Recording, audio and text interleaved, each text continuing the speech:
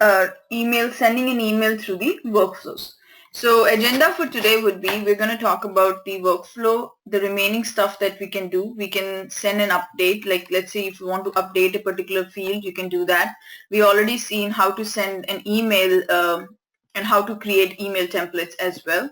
So if you wanted to do an update on a particular field, let's say if a new position gets created and somebody wants to set up the minimum pay on the position or the location for the position every time a new position gets created, you can do an update. And the third one that we had was assigning a particular task. So let's say there is a new candidate comes and he's looking for a position, and you wanted to wanted to create a task for Binish, that okay, she has to work on hiring that candidate for a particular position. So basically you can create or assign a task using the workflow as well. So these are the workflow things. And then I also told you there was an outbound messages, which we have to just a little bit about it. We cannot demo it because we need another system to talk.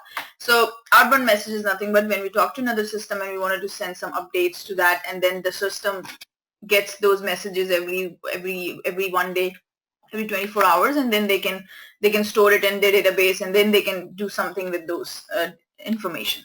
So today we're going to see how to send a particular update if you wanted to update a particular field using a workflow, and also we'll cover the how to assign a particular task for someone. After this, we'll also talk about the approval process. Now, what is the difference between the workflow and the approval process? In the workflow, you don't need an approval from someone. Okay, that is something automatic. Both the things are automatic. Even the workflow is basically to automate your process. Even the approval process is also helpful for you.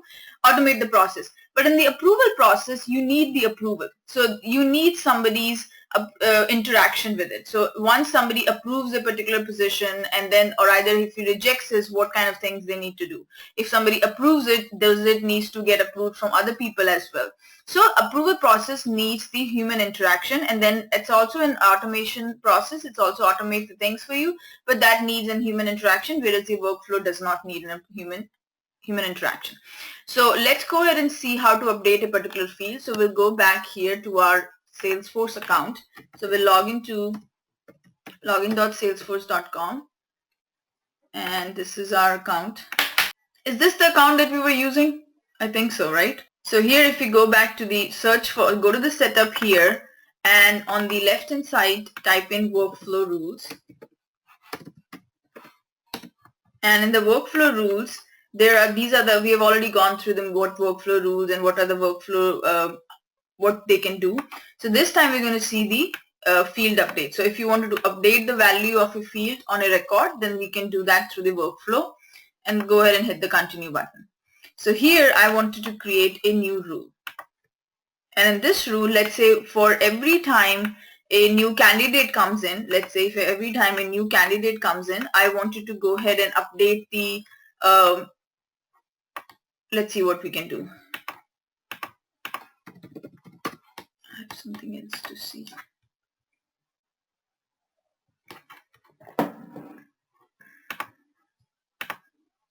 I just want to see what can we do it on position, because once you have record types, then it gets little, yeah. So just leave it like that.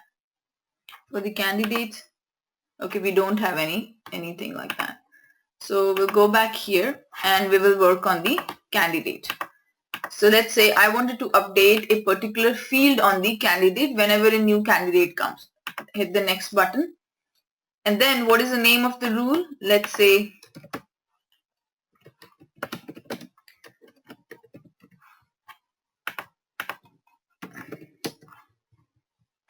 let me see what fields they have, so we can say we can make something out of it. If we go to the candidates here,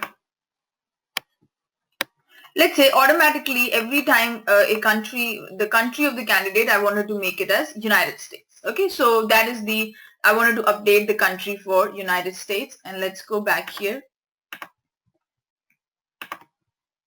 Update the country. So then we have is when you want to evaluate that thing. So when you want to fire this thing. So do you want to fire it at whenever every time a new candidate comes? Do you want to do that? Or do you also want to do it every time it's edited? So anytime the candidate email changes or his information changes, you wanted to update again and again. We don't want to do those kind of things. So what we're going to do is we'll just wanted to make sure that it is created, and if it meets some criteria. Okay, if the candidate meets this criteria, I wanted to fire this workflow rule. So what is the criteria here? Let's say if the candidate country equals nothing, means if the candidate has not put any information in the has not put any information for the country, I wanted to update it to my value. Okay, so this is what I wanted to do. So whenever the candidate he hasn't filled up any information related to country, I wanted to go ahead and fire this workflow. Save and next.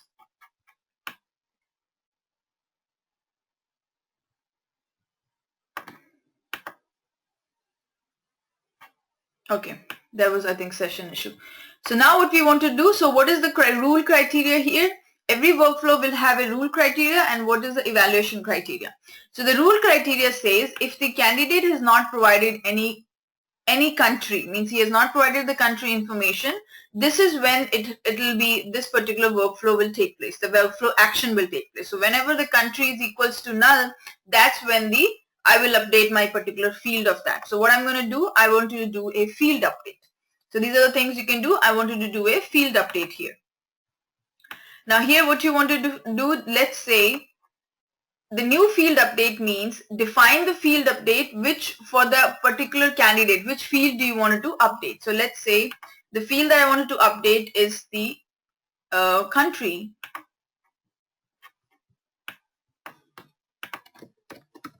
Update the country. And what is the value that you want to put it? Let's say I wanted to put it as United States.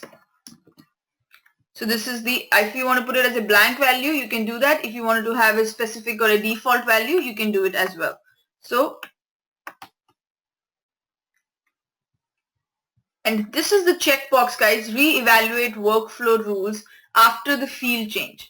Means, do you, every time if somebody has put it United States and then they come and edit it, do you want to again go ahead and evaluate it? No, we don't want to do that. So one time if the candidate has left the field as blank, I wanted to update it to the United States, and if he changes again, and if he leaves it empty, then it will still remain empty if you didn't check this checkbox. You know what I'm saying? So then reevaluate the workflow every time the field changes. So let's say initially it was empty. Let me explain you. So what is this checkbox is doing? Let's say initially the field, whenever you created a new candidate, this particular country was empty. So our rule says that if the person has not filled any information, I wanted to do an action, and the action is going to be a field update, and the field is going to update to United States. Now let's say he again came to this, once he has created this record, he went ahead and he changed it to blank again. This time, if you have not checked this checkbox, it will not be evaluated and it will not fire that. If this checkbox is not checked. If the checkbox is checked and you still has blank it, then every time it is blank, it will update to United States. Okay, so this is what it is doing. So now, let's say if you reevaluate after the field change, if you want to do that, it'll do, and then let's go ahead and hit the save button.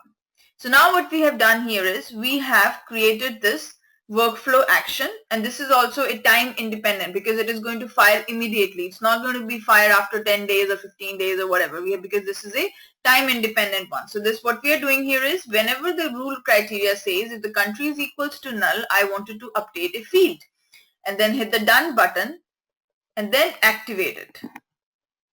Okay, so done, activated. So now what we're going to do is, let me just explain you one more time what we did. We went to the setup. Okay, and then on the left hand side we wanted to update a field through a workflow, and the field that we wanted to update is candidate country field, and what you wanted to update, we wanted to update it to United States whenever the field value is empty. That's when. But if the candidate has filled his if the candidate has filled his information, we don't want to fire the workflow. We only wanted to fire the workflow if the candidate country is equals to null, means empty, the field is empty. Now what we're going to do is we typed in workflow rule here. So we went here and we typed in workflow. This is workflow rules.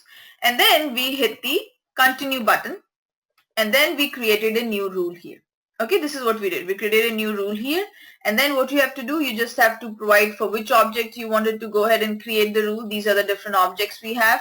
So we selected the candidate from here, hit the next button. What is the name of the rule? Means what is the rule is what you can name it anything.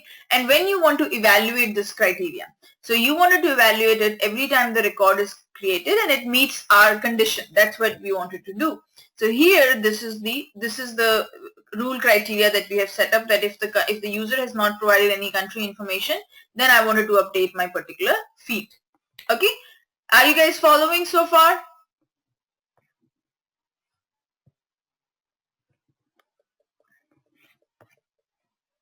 Yes. Okay, good. So now what we're going to do is we'll just, I think, let me see if we have activated the rule, because if we have not activated, there's no point of creating the rule. So if you go ahead and we have to activate it.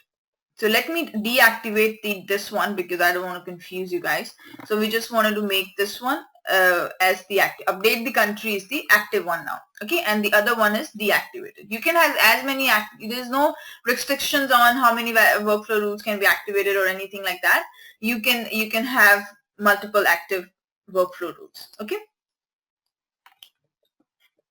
So now what is, we're going to go ahead and create a new candidate here. Let's say I'm going to go ahead and create a candidate called Shikha. Last name is Gupta. Phone number is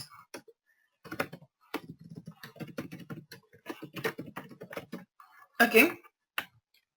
So we are leaving the country field as empty. Okay, and hit the save button. So now what will happen is the workflow rule will get triggered, and what will it do? It will update it to United States because the country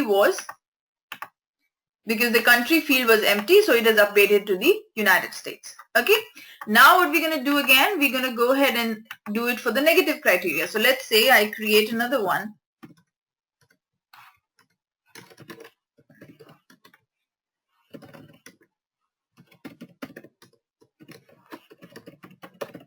Okay, and then I will leave it as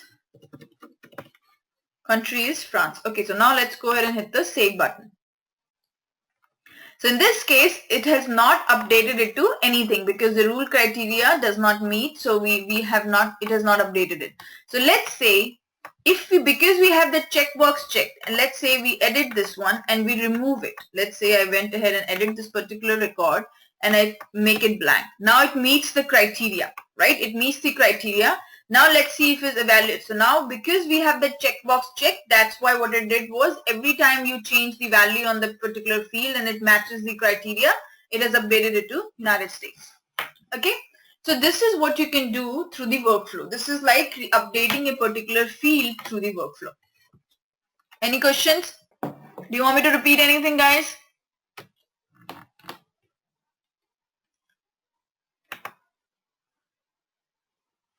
So one question, I do have a question. So if somebody does fill the country field, then it won't get updated to the United States. Only when it's blank that it's. Yeah, that's what our rule criteria says. Yeah. If the country field is blank, that's when it's going to go ahead and update it to United States. If the country field is having some value, it's not going to update it. But if you update it again and you make that empty, then it will update to United States again. So basically, it will have some country value or it will be updated to United States. That's what this is doing. Did you get it?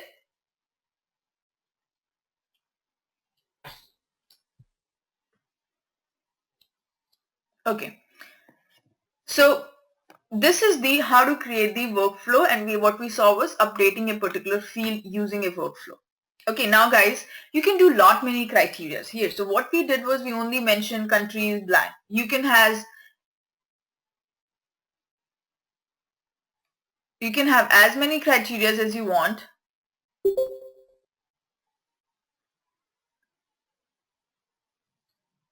Can you hear me? You're cutting in and out. Okay, I don't know why, but there was everything went mute. How about now? Okay, okay, good.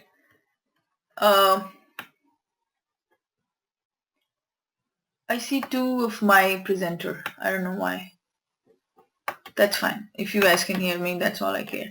Okay, so the next thing what we have is, if you go to the setup, and we were talking about creating a particular task for someone. So let's say you have 4 people in your team, and one responsibility of one person is every time a new position gets created, somebody needs to work on filling up that position. Okay, or if a new candidate comes, you need to make a one-on-one phone call with the candidate, let's say, to talk about what he's looking for, what is his billing rate, and all those kind of stuff. Okay, so this also we're going to go it on the candidate as well. So what we are going to do here is, whenever a new candidate comes, I wanted to make sure that, okay, somebody from my team communicate with the candidate, know what he's looking for, what is his rate, and what is his like educational requirements and all those kind of stuff. Okay, so that is a particular task I wanted to assign to someone. Okay, so what we can do is, every time this particular candidate comes, and let's say he belongs to a certain region, or let's say certain and we have different candidate, different team members for one region and all that kind of stuff. Okay, so what we wanted to do here is, whenever let's say Benish came as a candidate, and she lives in Dallas. So what we wanted to do here is, whenever so I wanted someone from the Dallas region, okay, to go ahead and talk to him. Okay, so go ahead and talk to the candidate. So somebody from our team will talk to Benish. So this is basically a task. So let's say Ram is working on finishing the task. So you can assign the task to anyone in your team. Okay, you can particularly create a queue. Queue is nothing but group of people. You can put it as in a particular queue, and then what we'll do, so from Ram belongs to this queue, so let's say Ram is taking care of this Benish. So what will happen is, Ram will be getting a notification that you have a task to complete, and then he can also update the task that, hey, I finished it, and all those kind of stuff. Okay, this is what we can do to create a task using a workflow. So let's take a look at it, which will give you a better idea. So let me go back and go to the setup, and we wanted to create another workflow rule here.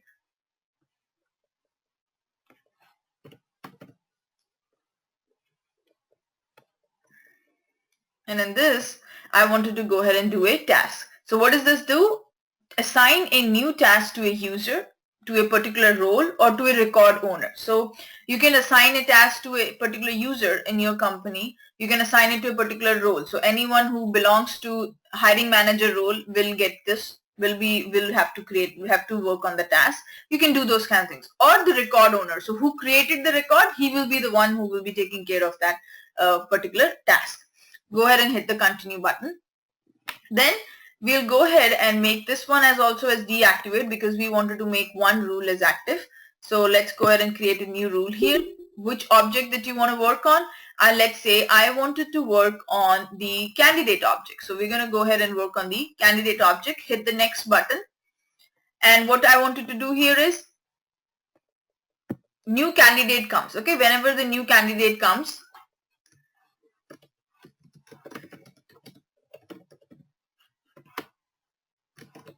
assign a task for user.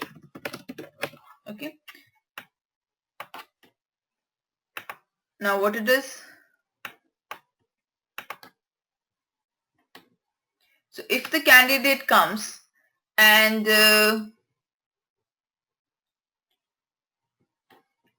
let's make it more.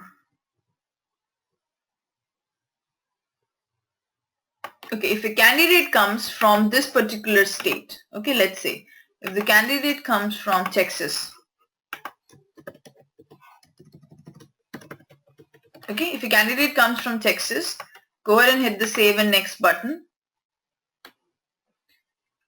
So what I'm going to do is, I wanted to create, now this is the criteria. This is the criteria that whenever a candidate gets created and it meets this criteria, okay, specifically that he should belong from Texas.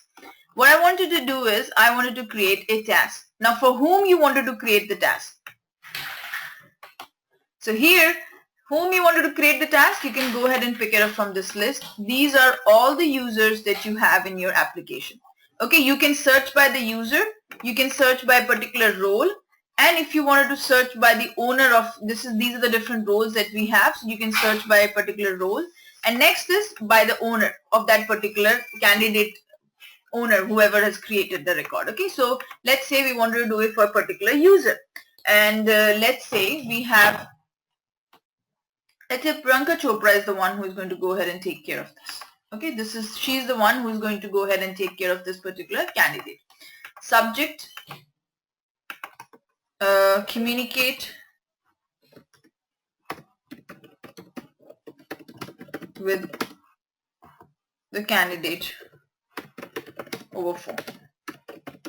Okay, and then what is the time you have to finish it? You have to finish it by, let's say, whenever the candidate gets created, you have 5 days to communicate. Okay, so by the created date, so let's say it got created today, you have 5 days to go and make the phone call with him.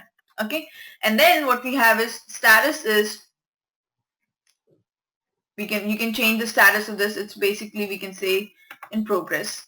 Priority is normal. It's a normal priority, and this is the task that I wanted to go ahead and create, or we can say not started.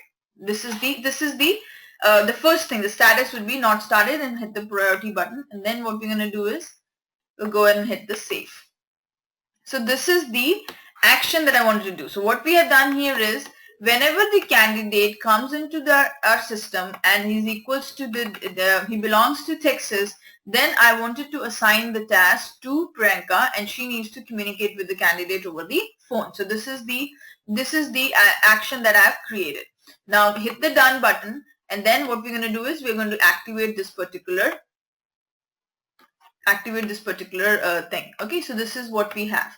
Now let's go ahead and log in as Priyanka. Let's see if we are able to log in. That's the first thing. So log into Salesforce, or let me see if we have Priyanka. We have. So what I'm going to do is, I'll first go ahead and create a new candidate. Okay, and we'll say it as Deepika.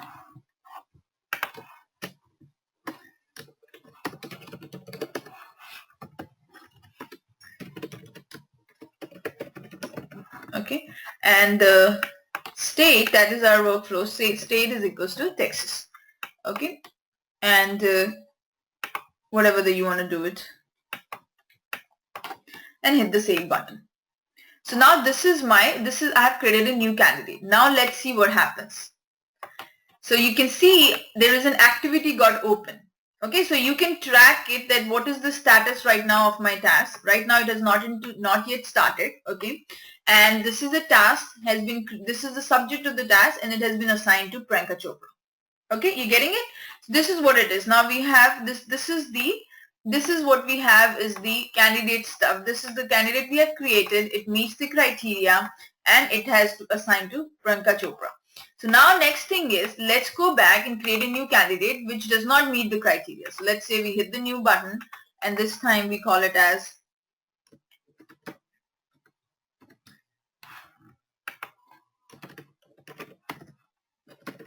and then we go back here, and this time it does not meet the criteria. Let's say it belongs to Maryland. Okay, and then we hit the education whatever, and then hit the save button. So this time it does not meet the criteria, so it will not create any activity for you. Okay, there's no activity got created.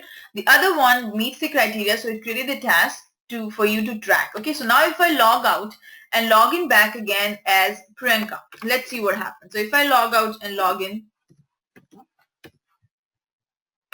back again as Priyanka and hit the login button,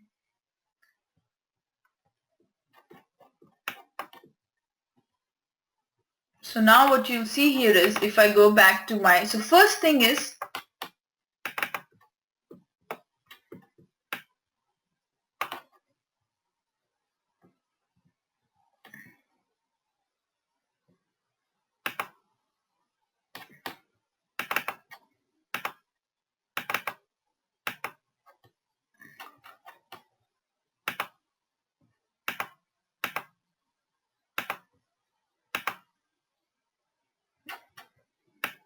okay, let me just see if we got an email as well.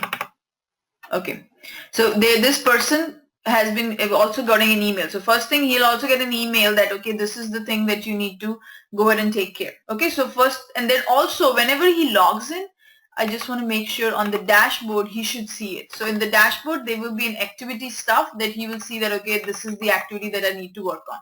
So let me see.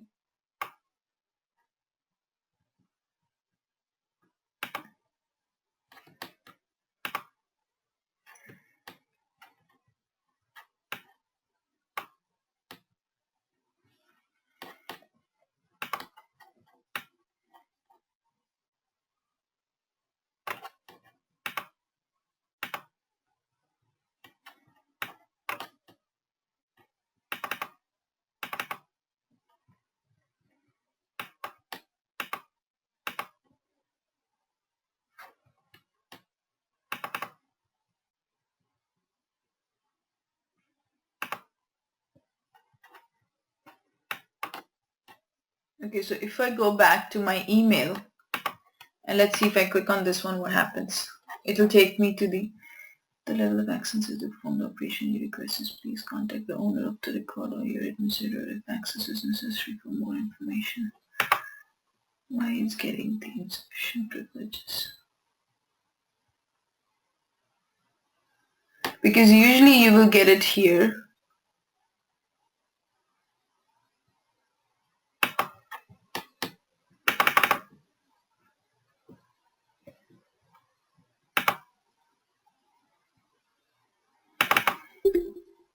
One way would be if you go to the particular candidate and then you search for the particular candidate that you just created. So if you go back here,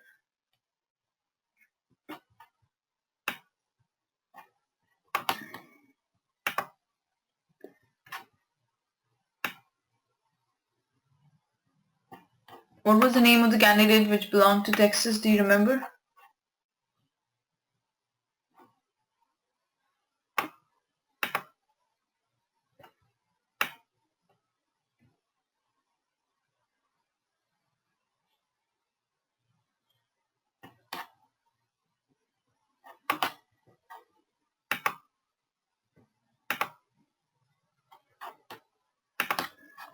Why are we not getting the activity stuff here?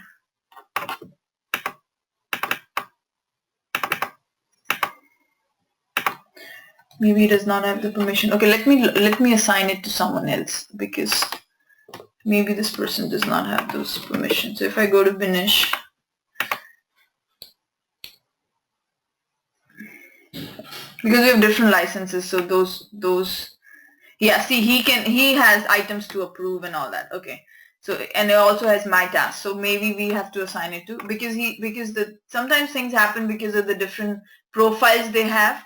So the Priyanka Chopra does not have enough privileges because it belongs to different license, but Binish has because on the Priyankas you were only able to see the calendar.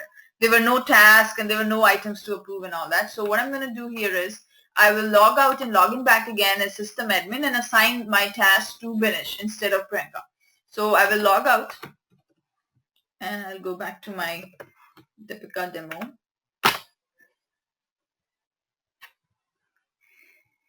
And I will go to my workflow.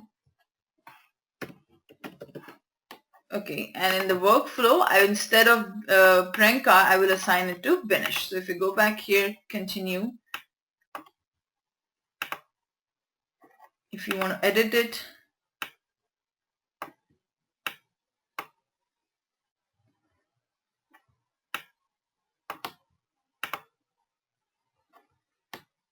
okay. So this time I wanted to assign it to Binish. Everything will remain same, but the only thing is she's the one who's going to take care. Okay, hit the save button. So now let's go back and let's go ahead and hit the candidates and create a new candidate here. So I will create another one.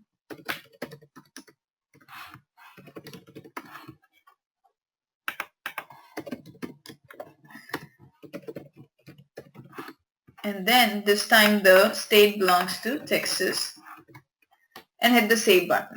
So now what will happen, there will be activity gets created and this will be assigned to Binish Sharif and what will happen is she will also get an email, and this is the place that she can go ahead and access the record. See, this time it didn't get it complained, because the other time when we were logged in as Priyanka, there was insufficient privileges because the profile that she belongs to does not have those kind of permissions. So here, this is the task that she needs to work on. Okay, so this is the task that she needs to work on. So what she can do is she can finish it up, she can call it, or whatever the task that has been provided to her. She can edit it. Right now the status is not started. She can go ahead and put it as completed. So what will happen is on Deepika, when she logs in, and she will know that, okay, this particular task has been finished. So if you go back here and go to this particular candidate information, you will see that the status has been updated, and that has been updated to completed. Now if you log out and log in back again as the finish, what you will see here at her in the task history, you will see the task assigned to her. So if you log in back and you go to her dashboard,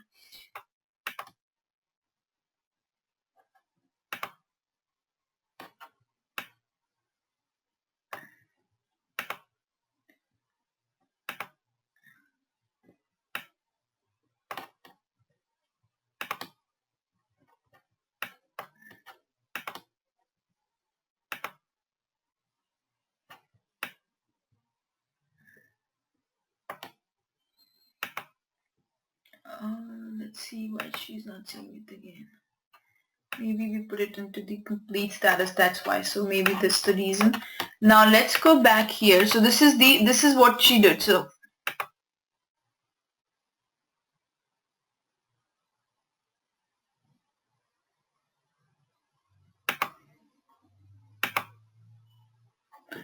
now if you go back to the particular candidate, and if she hits the candidate information, and let's say she goes to this one. Okay, so now this is the particular activity that she has. So now she can go ahead and update the task. It's in the completed status. So this is what you're going to do. So what happens is you can assign a particular task to someone. They can work on it. They can update the status. You will get an email when somebody assigns you a task, and then you can work on the task, and then you can update that particular task to complete the status. So the other person will know that, okay, you have finished the work. Does that make sense, guys?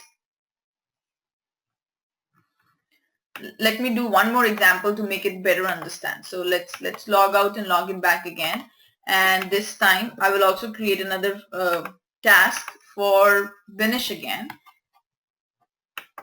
So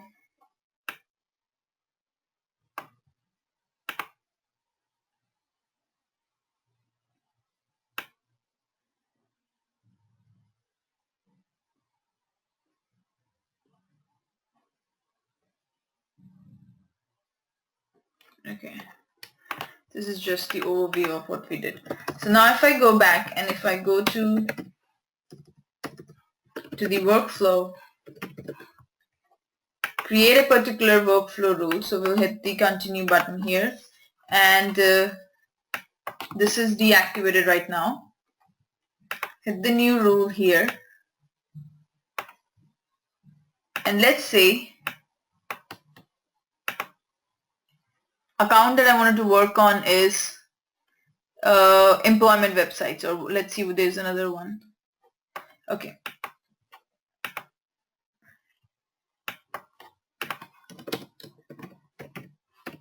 So if there is a new employment website comes, or like a job portal comes, I wanted to go ahead and post my job opportunities to that website. Okay, new. So the post new positions.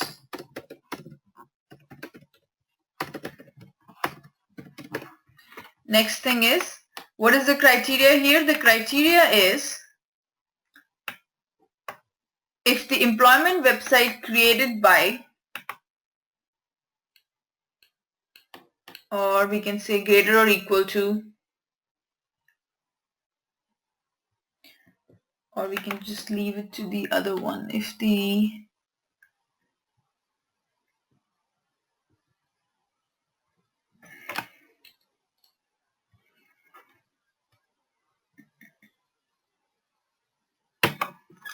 there is a web address equals blank. So if the web address is equals to blank, It's just the criteria.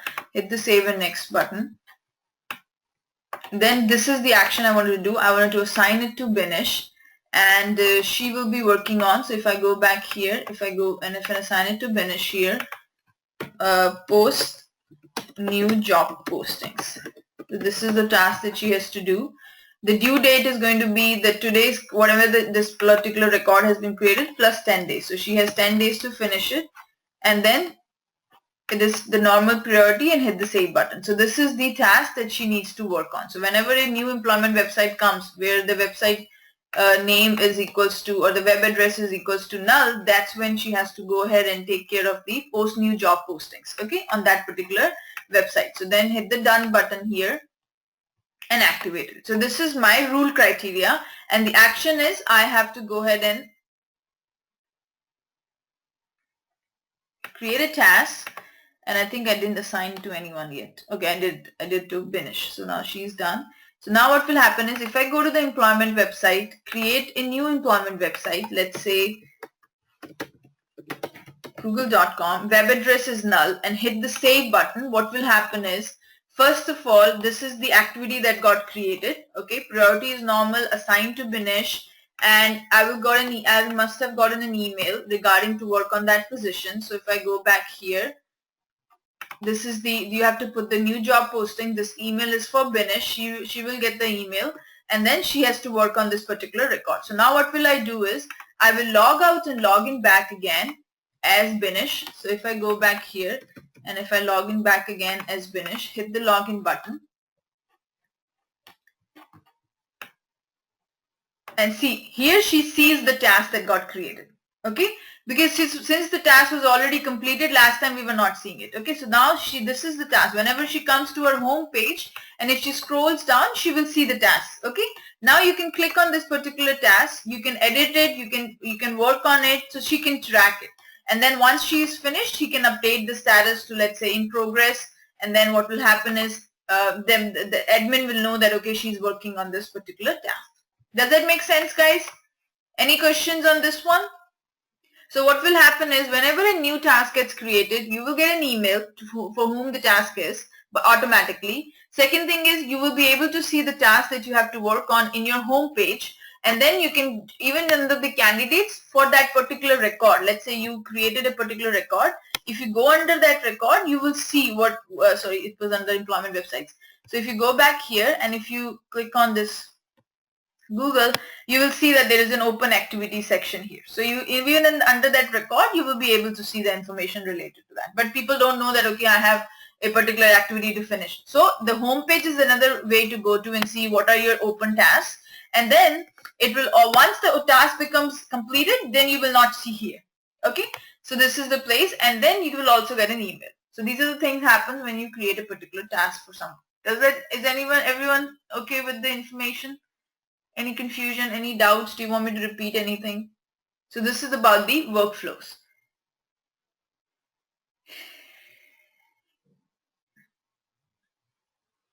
Shikha, is Shikha there? Koti, Binish, Amya.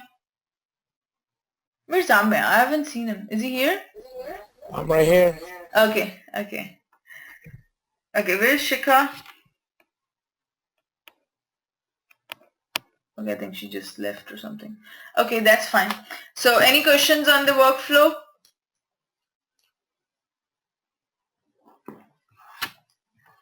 Okay, so now what we'll do is let's move to the next topic. And let's talk about the approval process. So here if I log in back again as Deepika demo. Okay, approval process.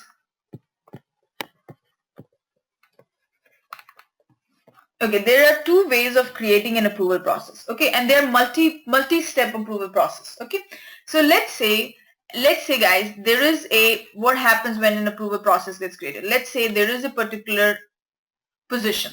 Okay, a position gets created.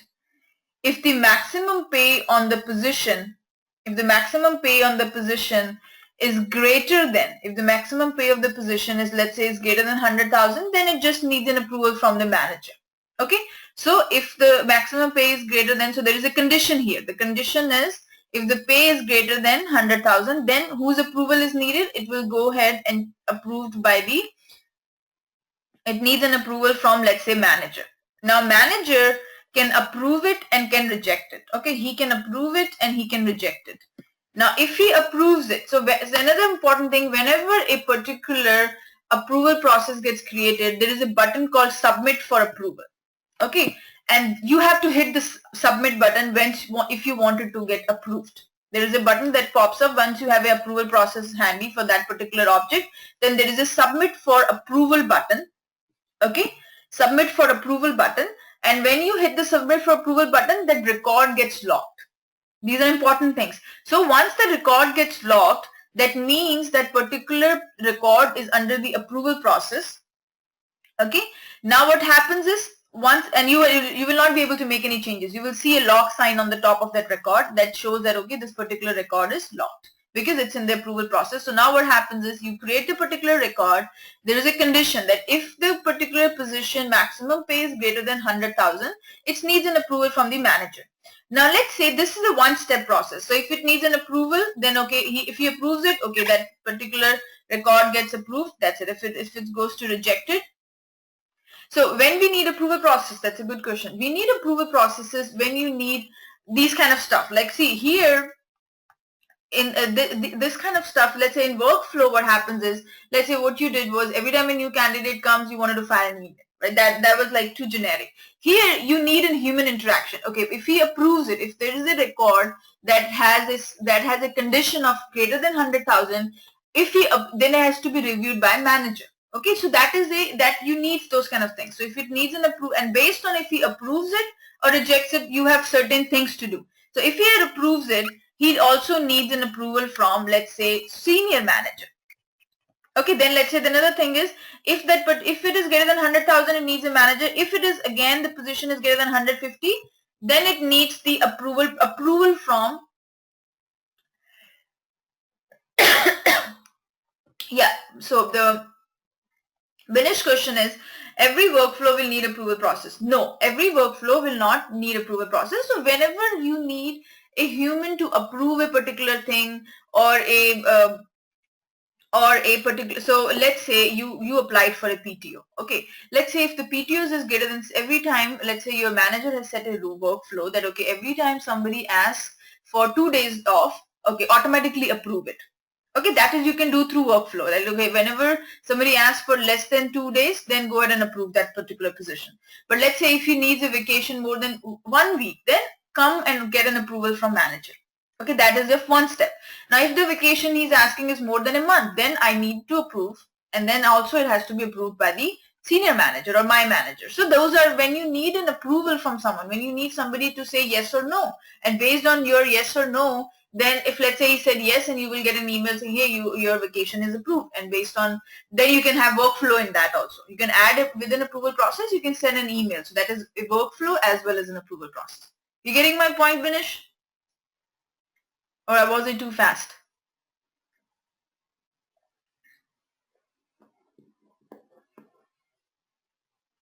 Vinish, are you getting it?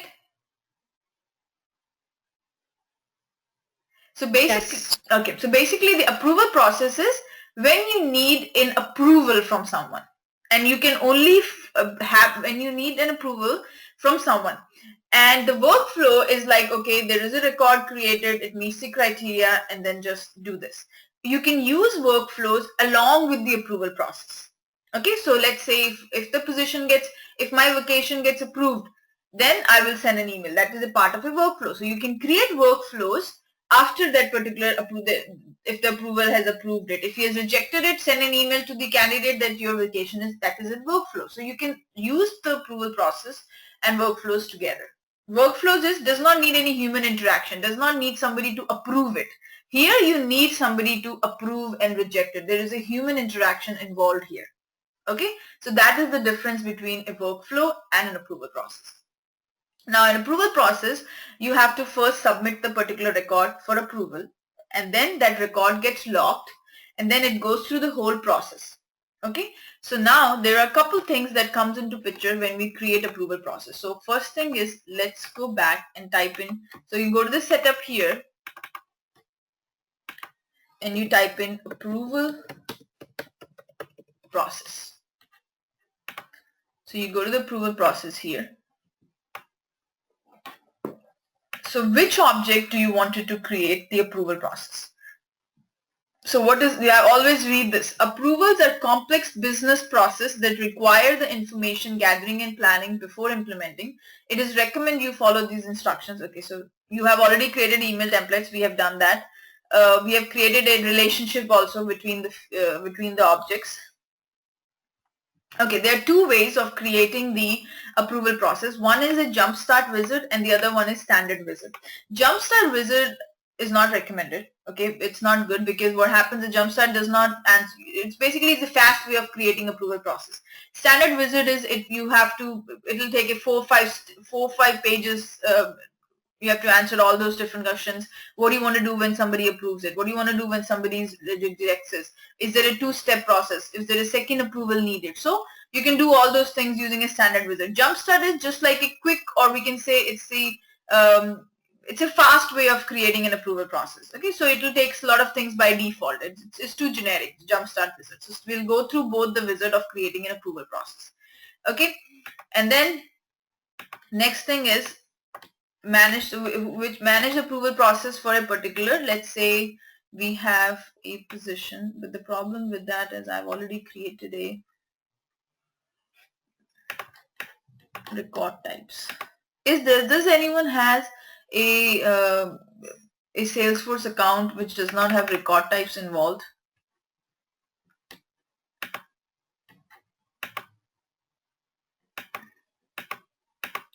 Because I either have to go back and delete it. Sometimes it does not get deleted as easily.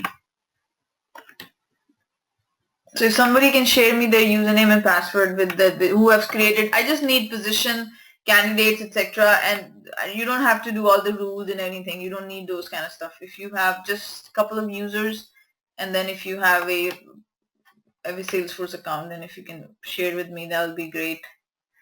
Otherwise, I have to delete these record types, and that's kind of an issue here.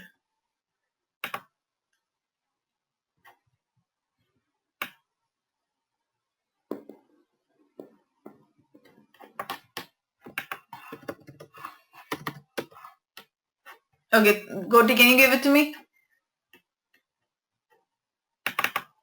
Okay, and also, do you have a couple users?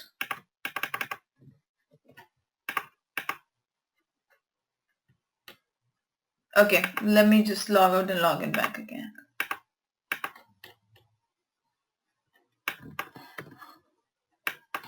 And what's the password? Cody, what's the password?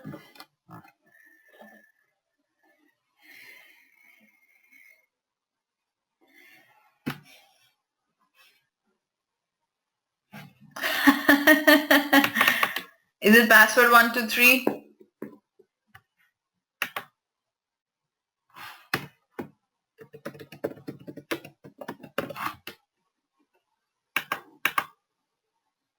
No.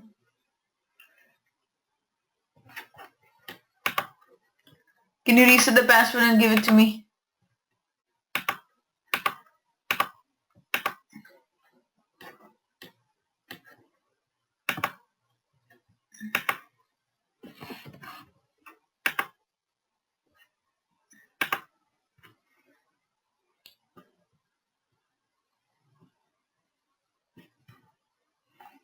Okay, so you must have gotten an email or something. And set up an easy one. Password 123 is the best to remember.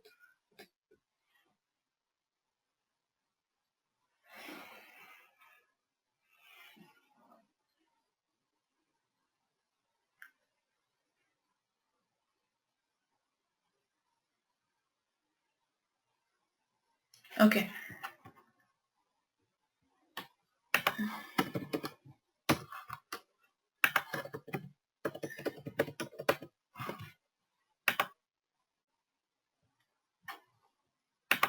Okay, verification code.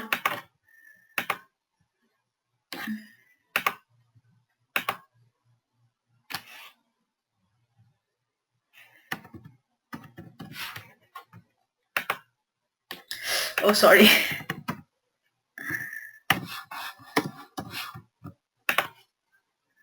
Okay, thank you, Koti. So now what we have is, let's see if we have positions. We have different. Okay, very good. That's all we needed. Let's see if we have users.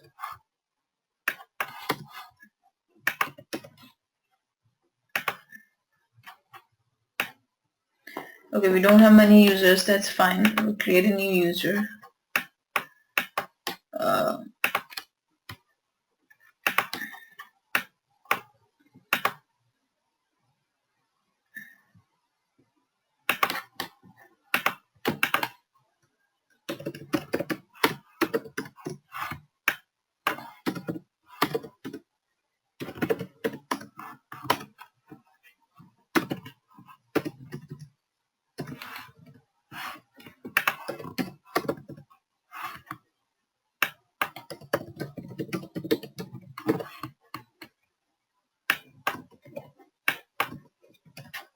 Okay. For the timing, just make one extra user I've created. Okay. Koti, go ahead and set up the same password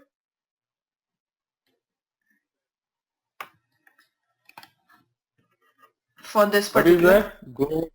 It's deepikakhanna@gmail.com.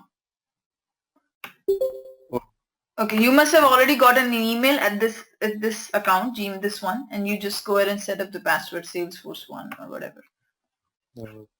Okay, so now we're going to go ahead and we will talk about the approval process. So let's say my approval process says that whenever, this is the approval process, okay, approval process says whenever a position gets created, okay, whose maximum pay is greater than 150,000, then I need an approval from my manager. Okay, this is what I want you to do. I need an approval from my manager here. Now, in this particular case, what happens is, in this particular case, we have a position it's greater than 150,000. We need an approval from the manager. Now, what will happen is we need to, first thing is we need to submit that record. It goes to the log state. And then what all records do you want this to be processed? Like, do you want every record to go ahead and evaluate? Or what you want to do, which records to even go on through the approval process? Okay, so what does it mean is, let's say if the maximum pay is automatically 50,000, I don't need to look at it, just approve those. Okay, they don't have to go through the approval process, just approve those. So which records, there is another, which records do you want them to go through this approval process? So let's say any records who needs 100, who is between 100 and 150, they will only go through this manager's approval process. Okay, and then manager can approve it, can reject it. So now we're going to go ahead and create an approval process. To do that, we'll go on the left and we'll say approval process. Here, which object do you wanted to create it for? We wanted to create it for position object. Okay. Now this is the thing. So you have different, so we're going to go ahead and create a new approval process. There are two ways of creating an approval process. I told you, a jumpstart and a standard. Jumpstart it's a quick way of creating an approval process. It's a shortcut you can think like, okay.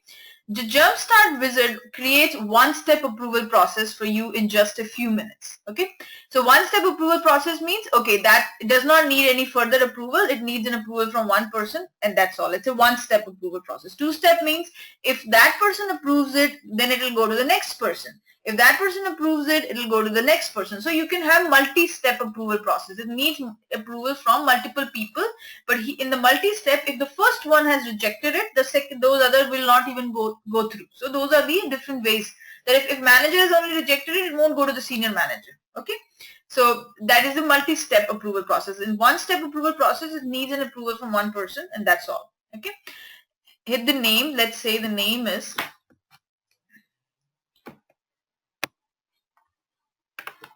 approval from Deepika. Okay, if you have an approval email template, let's say you already have an email template, and that is the email template that will be used. Hey, this, like if you have created an email template, okay, like something like, hey, this position needs an approval from you, so and so. Okay, so you can go ahead and do that. We will just create this one. And then what is the entry criteria? So entry criteria means which records will enter through this criteria. This is important. Which records will enter the criteria means which reward. So any records which are less than 50,000, let's say, doesn't need to go through the approval process. Okay, so we will say the entry criteria is any record if the position maximum pay is greater than, let's say, 50,000, only those will enter this criteria.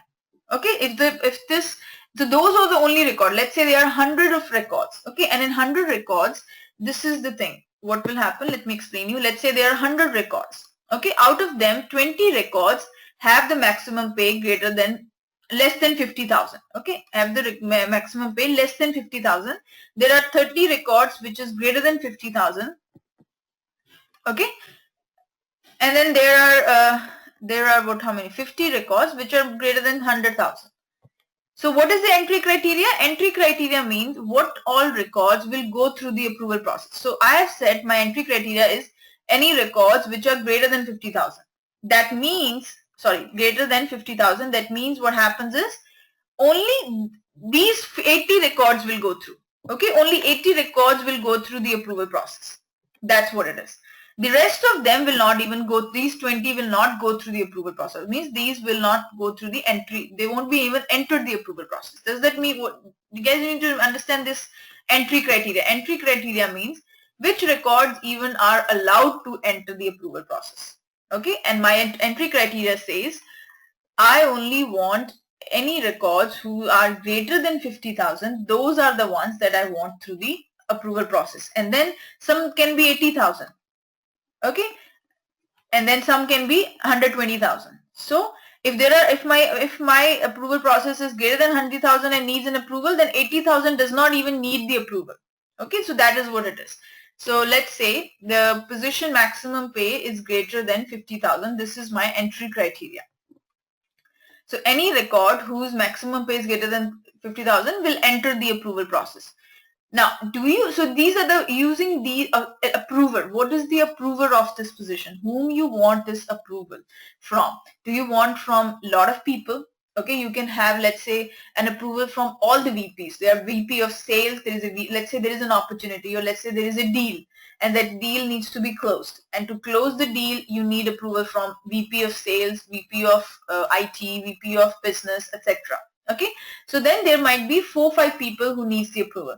Now you can decide that, okay, if one of the person approves it, that's fine, or do you need an approval from all of them? So you can even select those. Okay, so what does this do is, if an ambiguous one, so unambiguous means if one of the approval comes, you're good with it. You don't need to go through all the approval. Okay, so that's what it is. Automatically assigned to a queue.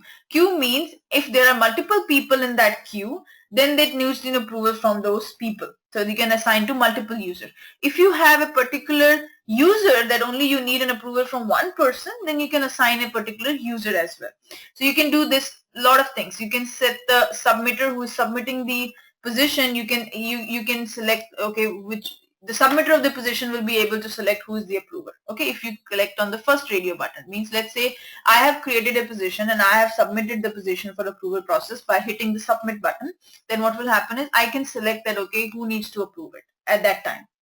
Or you can assign an approver using a particular customer hierarchy field. What does that mean is, by default you get a manager. So whoever is the manager of yours, okay, let's say you created it and your manager is Binish, then Binish will be approval of that thing. Okay, so automatically the manager will needs to approve it. If you have group of people, you wanted to assign it to a particular queue, then you can do that as well.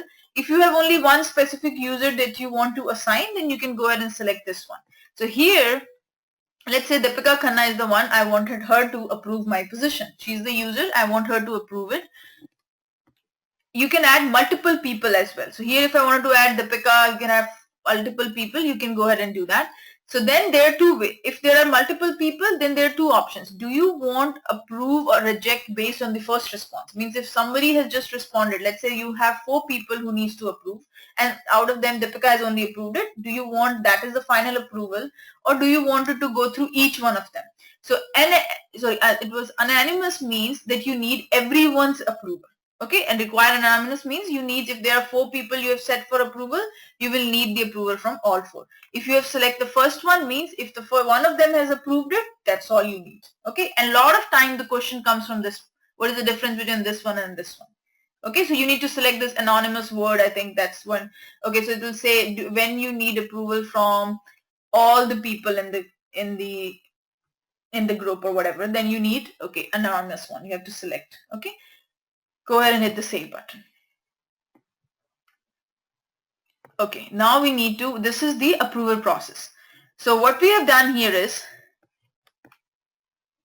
one-step approval process using the Jumpstart wizard. Okay, Jumpstart, we have not answered all of these questions. Although not required, it is recommended that you perform these different actions before activating your process to make it more functional. So right now what we have done is entry criteria is 150,000, needs an approval from Deepika Khanna, and the approval process is for which object? Position object. That's all we have defined. Now we'll go back and go look at it. So this is the whole workflow. Now what does it say here? Look at the diagram. There is a diagram also. So this diagram will give you a very good picture. Now what does this diagram say, guys? If that particular position meets the entry criteria. What is the entry criteria? Records are greater than 50,000. Okay, if meets it, yes. Then we will start the approval process. Okay. Then what will happen is, the first time when you start it, the record gets locked. Okay, the record gets locked. Then initial submission means the record will get to locked steps. This is the one. Record will get, once you hit the start button, and if it meets the criteria, it goes to the approval process. First time the record gets locked. Next thing that happen is step number 1. Who is the approval here? The approver one is, let's say Deepika Khanna. She is the approver. Okay, that's, if she rejects it, the record will go into the rejection and it will get unlocked. Okay, that will get unlocked. So somebody can change it and then submit it again. If the record gets approved, then the record will still remain to lock. Why? Because see, if there is a deal going on and if everyone has approved it, you don't want the deal to change, right? You don't want to make any changes. So still that deal will remain locked. But if you rejected it, then what will happen is you need to go ahead and make changes to the deal and submit it again. So then the record will go into the unlocked stat and then you will edit the changes and then it will go back again for the submission. What will happen in the approval process, guys? First time you submit the record, it goes to the lock stat. First time only the records which meets the criteria will enter the approval process. Okay, that's the first thing.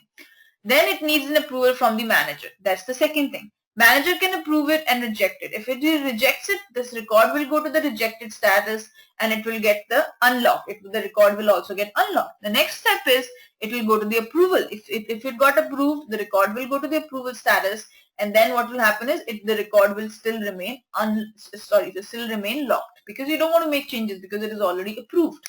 Okay, and then that's it. So this is a diagram which gives you a good picture. I wanted to go through. Okay, this is the picture. Entry criteria, yes, if that meets it, okay, start the approval process.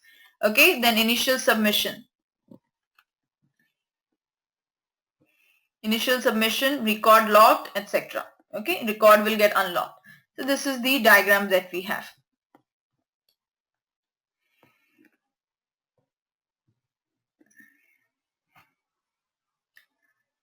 And then what I'm going to do is I'll go ahead and activate it. So we're going to go ahead and hit the activate button, click the OK. So now let's see what happens. I went ahead and created a position. Okay. So first thing is, let's say I created a position called Salesforce Cloud Consultant. Okay. Travel required, definitely yes. Functional area, information technology. Okay.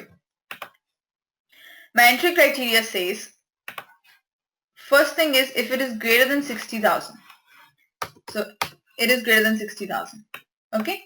Then hit the save button. So what happens is now there is a button here called submit for approval. Okay. You need to hit the button. Right now this record is not locked. The record is not locked. You're hitting it for submit for approval. Okay. Now, does it meet the entry criteria? Yes, so it will go through the process. Okay, it meets the entry criteria. So then what will happen is you will see that under the approval history, you will see that Deepika Khanna is the approver. Koti, did you get an email that okay, there is a position that you need to approve? Koti must have gotten an email because that's because Deepika's email is same as Koti's. So Deepika, on behalf of Deepika, he will get an email saying, okay, this is some position that you need to approve. Did you get an email, Koti?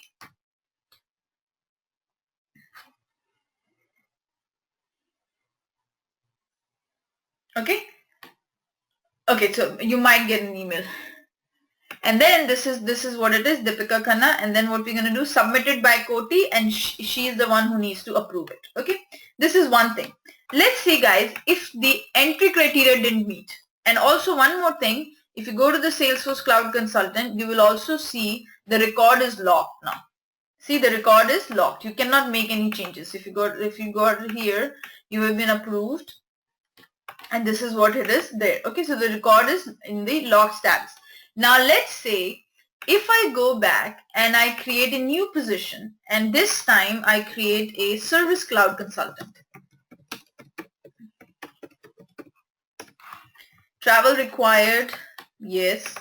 Okay, this time the position is 20,000 maximum pay.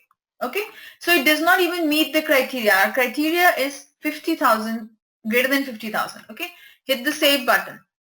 Now there is still they're going to be submit for approval, but when you hit it, if you go ahead and hit it, see, it does not even go unable to submit because your record does not meet the entry criteria, so it doesn't need to be go to the any status or anything. Okay, this record does not meet the entry criteria or the initial submitters of the approval process. Okay, so if you go back to the particular one, Service Cloud, it is not locked because it does not go through any approval.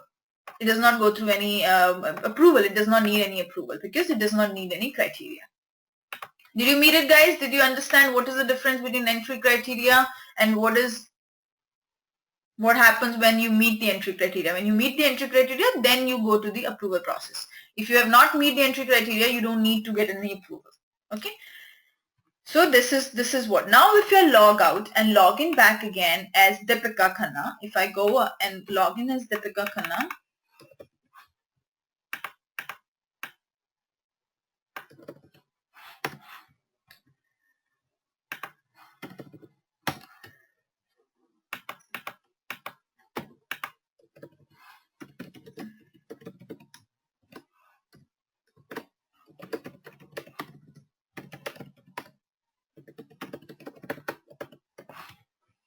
so if I go back here, what is the verification code, Koti?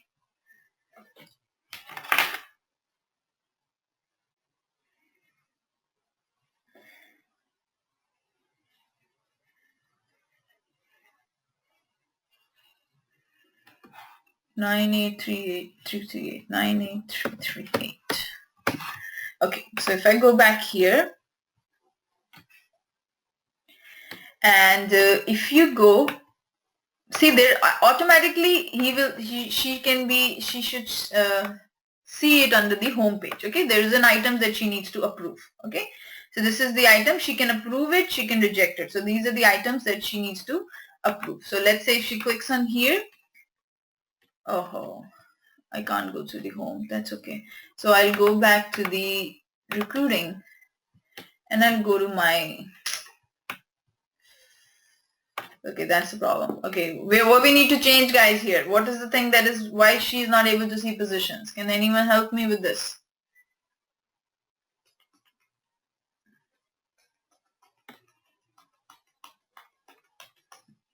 Why Deepika Khanna is not able to see the custom objects that she created?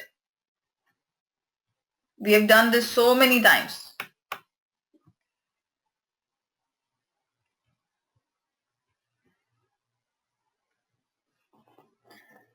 What we need to do now? We need to log in as Koti. Okay, there's something wrong with the profile, right? So we need to create another profile, give the changes. There is no read permission on those objects. That's why. So here we need to go to the profiles. We need to create a new profile. which is nothing but a clone of the standard user profile, which is nothing but the clone of standard user profile, and we call it as standard user recruiting profile, and hit the save button. And in this profile, what will I do? I will give all the read permissions on those custom objects. See, by default, those were not there. So I'm going to go ahead and give them the read permissions.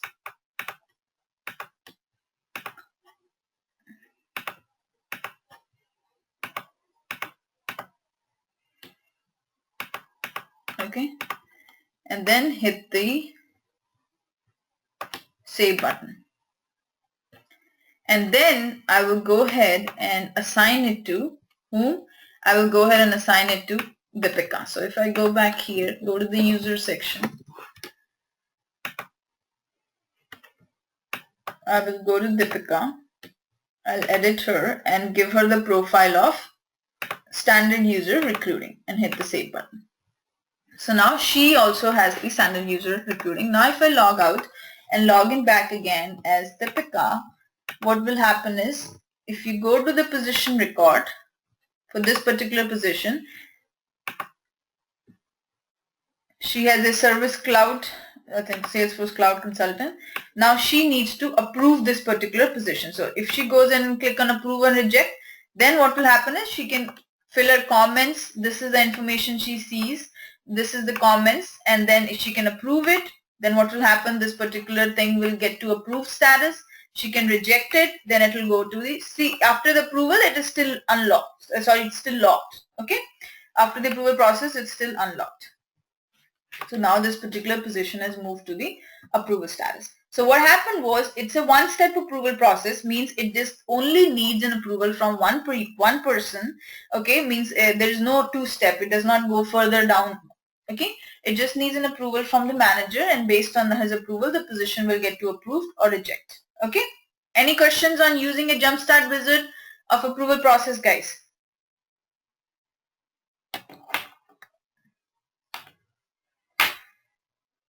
Binish, Amya, Shikha, Koti, any confusion?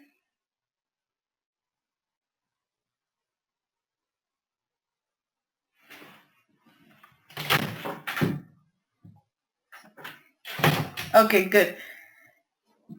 How about Koti? Is Shikha there? Okay, Koti, difference between standard versus jumpstart. Jumpstart was like a quick way of doing these things. It's basically is you don't specify a lot of information. It is basically just a quick one. Using a standard, I'll show you how does the standard looks like. Okay, you have to answer many stuffs. So I'll tell you what it is. If I go back and log in as Koti again, and let's create an approval process using a standard wizard. And in Jumpstart, you can only create one-step approval process. Okay, so if you go back here and I go ahead and create an approval process. Okay, so this was using the Jumpstart. Now we are going to go ahead and do the approval process. So let me deactivate this one. Okay, now what I'm going to do is I'm going to create a new approval process using a standard setup wizard. The name is, let's say, approval from manager. Hit the next button. What is the entry criteria? The entry criteria is, this is who means use this approval process if this criteria meets. Okay, that's the first thing. In the Jumpstart, it didn't ask for this question. Okay, if only certain types of records should enter the approval process, that is the enter that criteria below. For example, only the expense reports from employees at headquarters should use this approval process. So that is only if you only want a particular condition to meet, this is the place that you have to provide the condition. So let's say if the position location is Texas, okay, if the location of the position, or let's say this position is a new status, okay, position equals new position. That is the criteria. Okay, if the position enters the new criteria, this is the entry criteria. No, I think this is not the better example. Okay, let me choose the maximum pay. If the particular greater than 100,000, hit the next button. Okay. Specify the approver field and the record editability properties. Now, when you define the approval process, this is important. When you define the approval process, you can assign the approval request to different users, right? You can assign it to different people. One of your option is to use a particular field on the user to automatically route these requests. Remember, there was a manager field you can pick up that, okay, whoever is the manager of this position will be able to approve it, okay?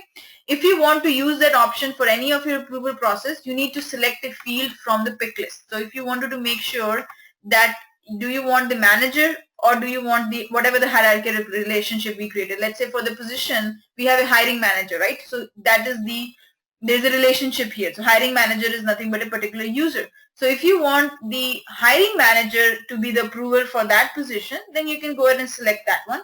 Otherwise, for the standard objects, you have this manager. Or if you don't want, leave it as it is. Okay.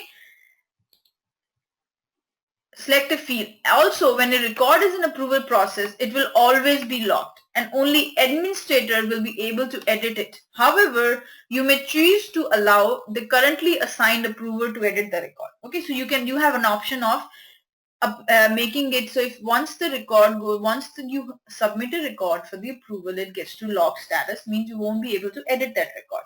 But what happens is if you want, only administrator will be able to edit it. But if you want someone else to edit it, then means like the owner of the record or who is approving it, if you want him to edit it, then you can go ahead and you can go ahead and select this option. Okay, administrators or the currently assigned approver can edit the records.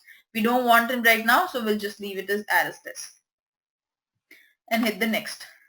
Okay, what is the email template? So the email template means if there is an email that you want to send, then this is going to be this is the email that we wanted to send to the approver, okay?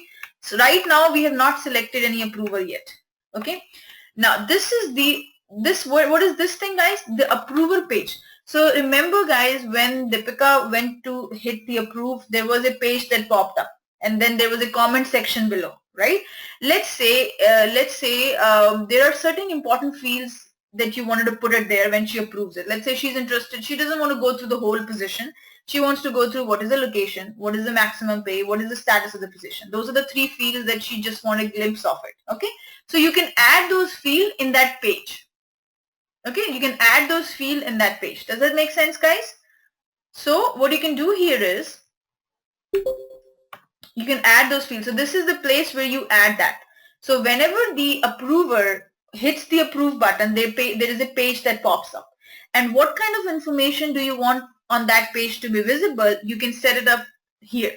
So what does it say? Let's say I wanted to make sure I'm interested in maximum. I'm interested in the status. And I'm interested in the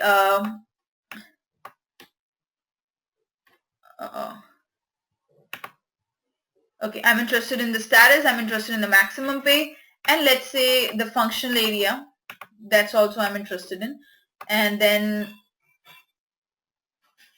the type of the position. So these are the fields I'm interested in to look at. So only the approver can see the whole position, but based on his time, if he doesn't have that much time, he wants just a quick glimpse. So these are the 5 fields that are which are important. Okay.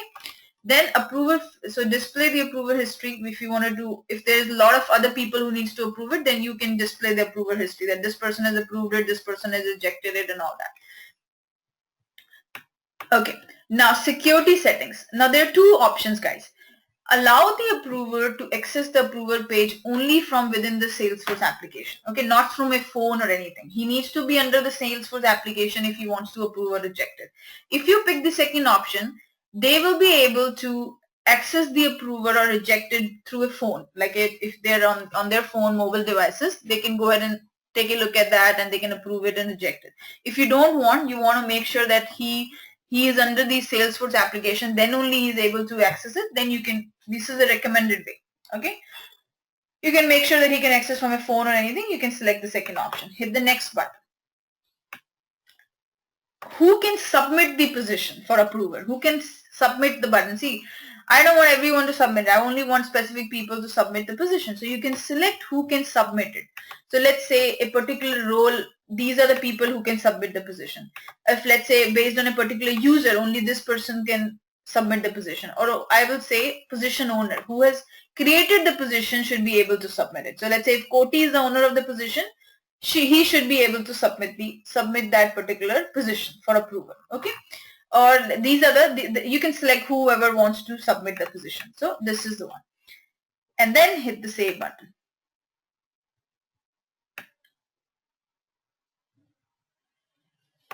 So now what we have done is we have created an approval process. We have created the approval process. However, you cannot activate this approval process until you have at least one approval step. Means, okay, who is the approver and what is the steps that you want to do it. So those are the things you need to do now. So see, in the jump start, we created the whole approval process in few seconds. There were not many these questions were asked. This is the standard wizard where it asks you a bunch of questions. What is the criteria? What fields the approver should see, okay, if he can see on the phone or if he cannot see on the phone, okay, those kind of stuff they were asking in standard wizard. Means there are a lot many steps you have to go through when you are creating an approval process using a standard wizard, and that is a recommended one. Jumpstart is more like, okay, quick, this is just like quick. Okay, hit the go button and then enter the what is the approval step. Okay, approver.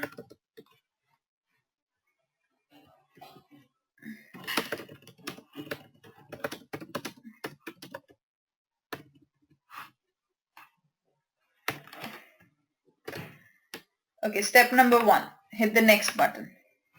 Okay, this is the first step. All records should enter this criteria. Now, which records do you want to enter the criteria? So I want any records. So let's say what is my first entry criteria was greater than 50,000.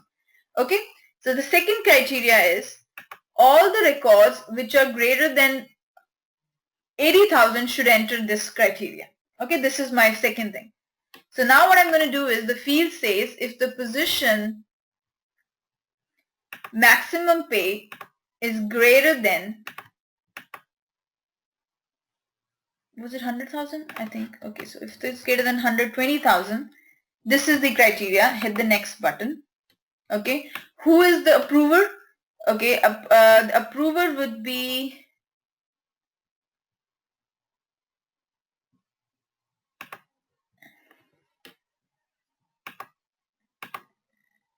okay. The approver would be, let's say, Deepika. She is the approver.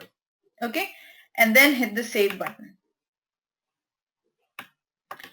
Now, what would you like to do now? So once that particular thing has been, okay, now once that he is the approver, let's say we have choose two entry criteria. The first one was greater than 100,000. So all those records which are greater than 100,000 will be the one who will enter the entry criteria. Then who needs an approval would be 120,000.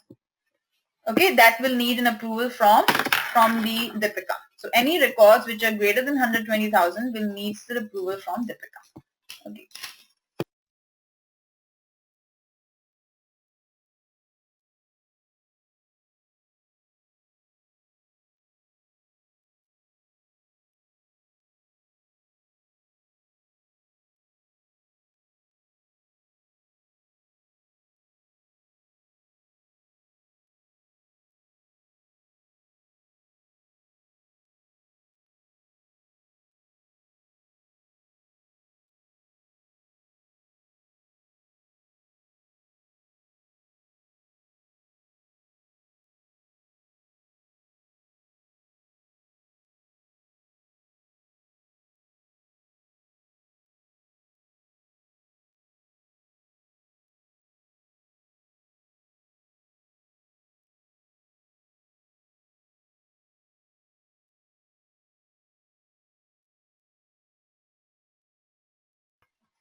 Okay, so sorry about that, guys. So what we have is, so now we have two entry criteria. First is this one. The second one is anything greater than 120 needs an approval from Deepika. Now let me show you what's going to happen. Then you'll get a better idea. So here, guys, let's say what should you do now? So let's say you have just created one approval step. You can create multiple. Okay. And you can also have workflow actions. Let's say if I wanted to fire an email, or if you wanted to create a task, or if you want to update a particular field, you can go ahead and do that. So next is, we don't want to do this. We'll just want to hit the go button. I don't want to do anything right now. Now let's take a look at the diagram. The diagram says it's a one-step approval process. Entry criteria meets. Yes, the first entry criteria is any records greater than 100,000. That is the first criteria. Start. Okay. The next one is the record will get to log status. Okay. And then the step 1 criteria. Who enters this criteria? This is another step criteria that, okay, any records greater than 100,000. This is the second criteria, 120,000. This one criteria is, this criteria is this one. Anything greater than 100,000 will enter it. Okay. Before that, everything will be kind of, Koti, can you hear me?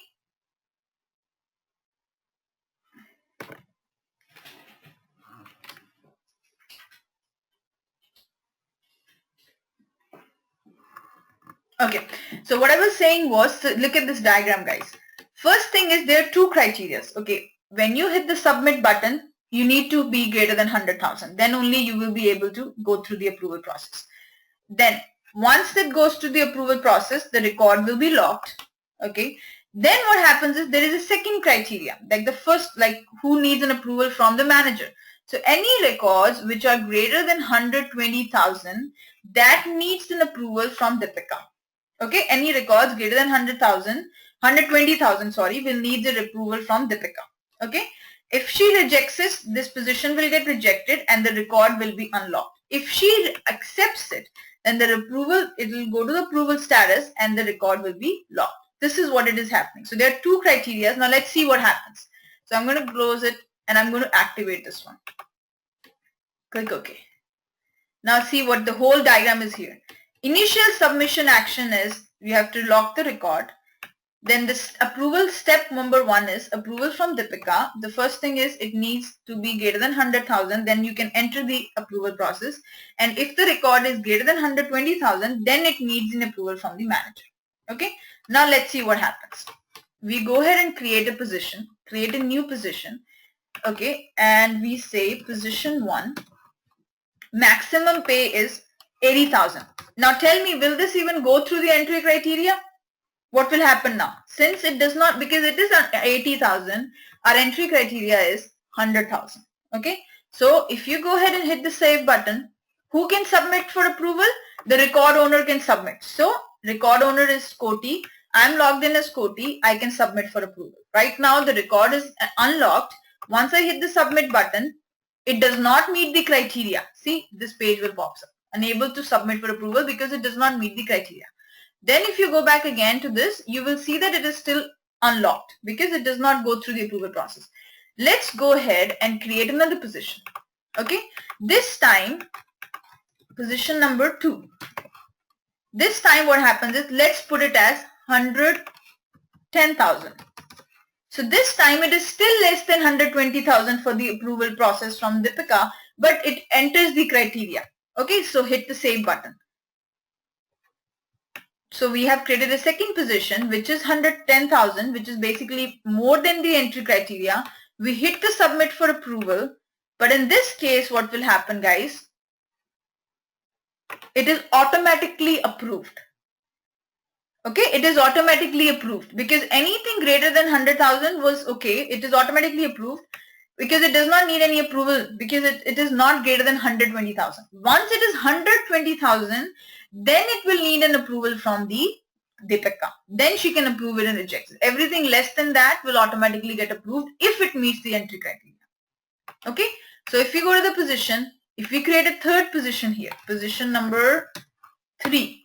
Okay. And this time it is 125. Now this time it will need the approval because it enters the approval criteria for the manager.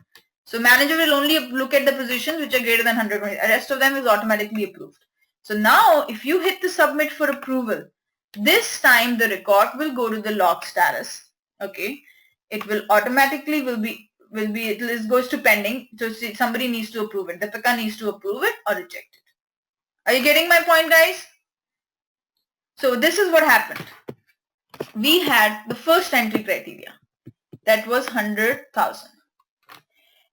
This is the approved to enter the approval process. You need to be greater than 100,000. Anything less than that will not even enter. Once it is 100,000, if the record is greater than 120,000, then they need the approval from Deepika. Otherwise, they are automatically approved. Automatically approved. Now if I log it and log in back again as Deepika, now let's see what happens. If I log out and log in back again as Deepika,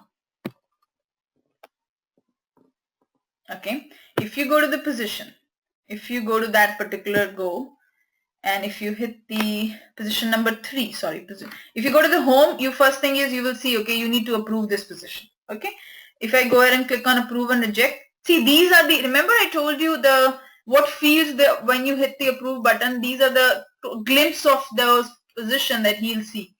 Deepika will see this. So we wanted maximum pay, we want the status, we wanted functional area, and the type. These are the 4 fields that we selected that, okay, she should be able to take a quick glimpse at the position, and these are the important fields. And then she can approve it, she can reject it. Once it goes to the reject, let's say it goes, then the record will be unlocked. Okay, once it is rejected, the record will get to unlock. So Deepika has rejected the position. Are you following, guys?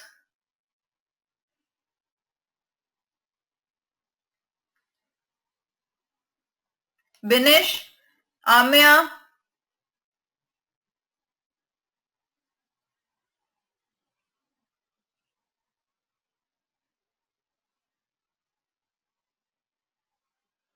who is Sim Maulik? Why I'm getting a message from Sim?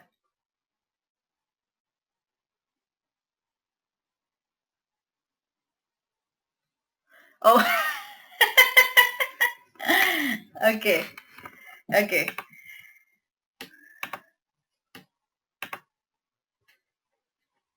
Okay, guys, then, okay, these are the, I don't know why Shikha comes and goes. I don't know what's going on. Yeah, I was like, okay, there's someone else logged in. Okay, that's fine. So this is still one-step approval process. Okay, but we ended up answering a lot of questions, a lot of stuff that we can decide. What is the entry criteria for the second one? Okay, and anything other than that will automatically be approved. Let's say we wanted something like this. We want a 2-step approval process. Okay, and what happens is if it is greater than 100,000, that is the first criteria. Okay, that does not need any, this is the entry criteria. Okay, for the first approver, we need the records to be greater than 120,000. That is the second criteria. Once the record, let's say this is the Deepika needs to approve it. Okay, Deepika needs to approve it. Now they can approve it, she can reject it. If she approves it, let's say if the record is greater than 150,000, if the record is greater than 150,000, then it needs an approval from Sim. There's the other person, Sim. Okay, Sim needs to approve it. So that is the 150,000. Okay, that is the second one. Then he can approve it, he can reject it. And if he rejects it, it will go to the reject phase. If he approves it, the record will be in the approved status.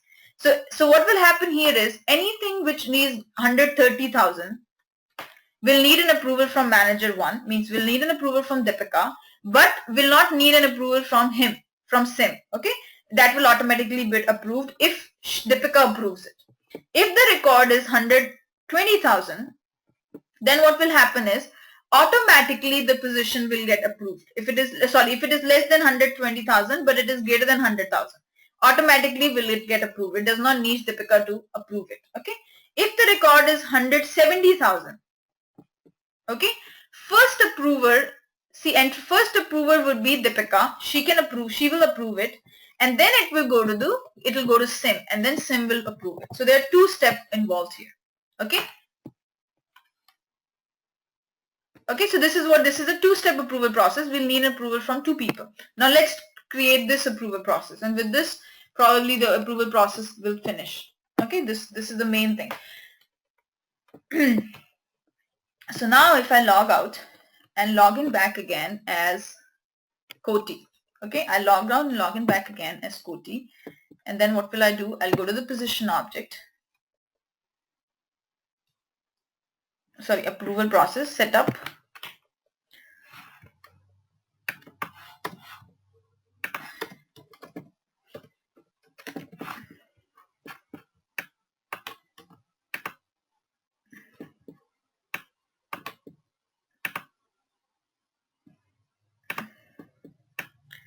Now here, if you go back and if you create an approval process,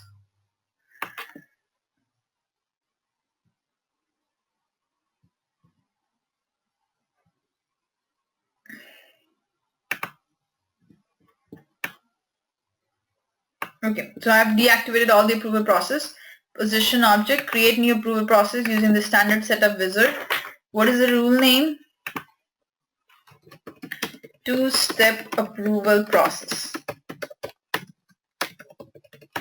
Okay, next. What is the entry criteria? Okay, what is the criteria? Any record which is greater than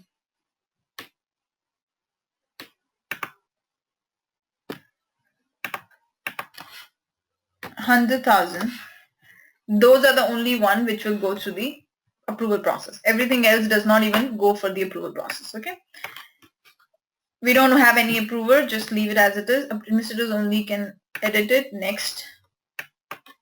Is there an HTML template you want to send? Yes. Hit the next button. What information the approver will see? Okay, once he's approving it, what information do you want him to see? So maximum, minimum pay, and functional area. Okay, and if there is another one, status, let's say. These are the things that the approver will see on the approver page. Okay, if you want to display the approver history, you can do that. Okay, hit the next button.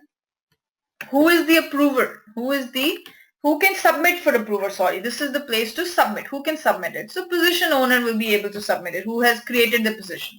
If you want a particular role to only submit it, then you can go ahead and select it. Role and subordinate means if manager and whatever people below the manager will be able to submit it. Hit the save button. We only want position owners. Hit the save button. Okay, now what is the next step you want to do it? So do you want to have a workflow or anything like that? No. So what I wanted to do here is I wanted to create an approval step. So my first criteria is entry criteria. I have selected who can submit for approval. I've also picked up what are the fields the approver is going to see. Now the next step is who is the approver. First step approval process. Okay. So the first will be approval from Deepika Khanna. Okay, this is step number 1. Hit the next button.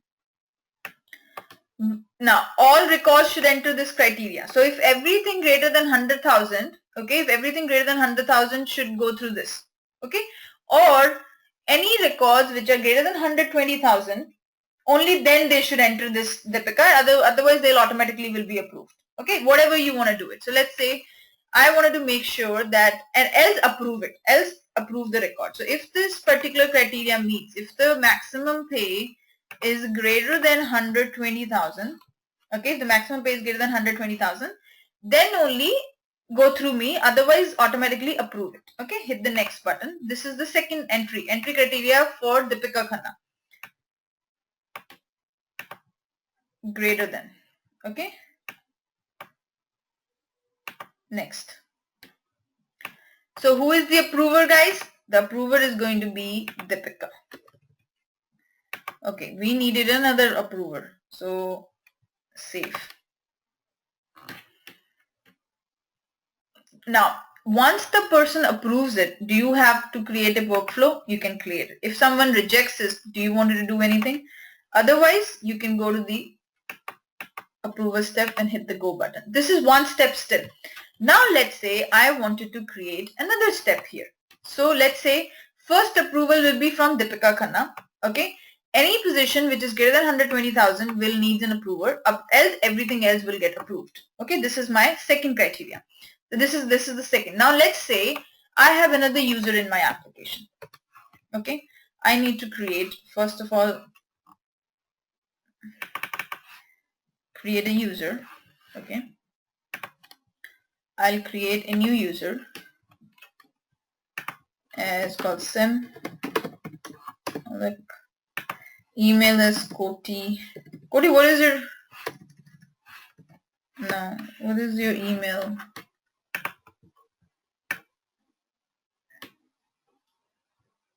Okay.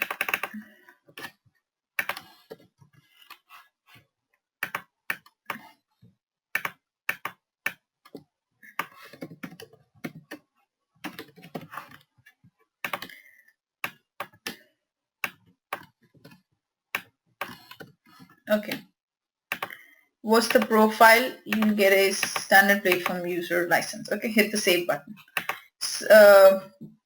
Koti, can you set up the password for him? And in the meantime, I will go ahead and change his profile. Okay, so I'll go back to the profile. I will go ahead and create a new profile, which will be a clone of the Salesforce platform user profile, which is Salesforce platform. Where is it? No, standard platform user, sorry. It's called standard platform recruiting. Okay, thank you, Koti. Hit the save button. And let's go ahead and edit this one. And what we're going to do here now, we're going to go ahead and give them all these.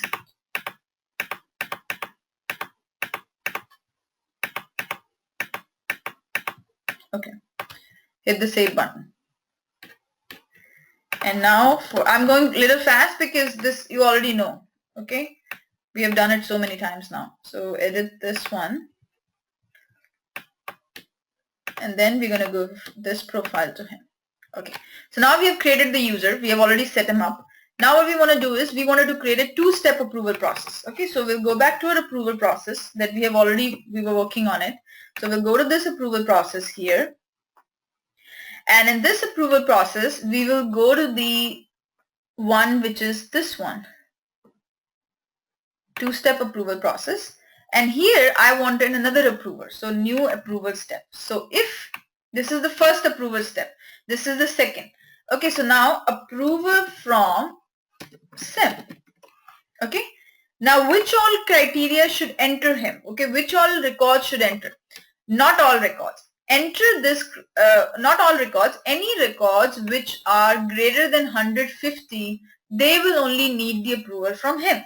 Okay, so any records, so you know what it is means. Any records which are greater than 150, those are the ones will need an approval from him.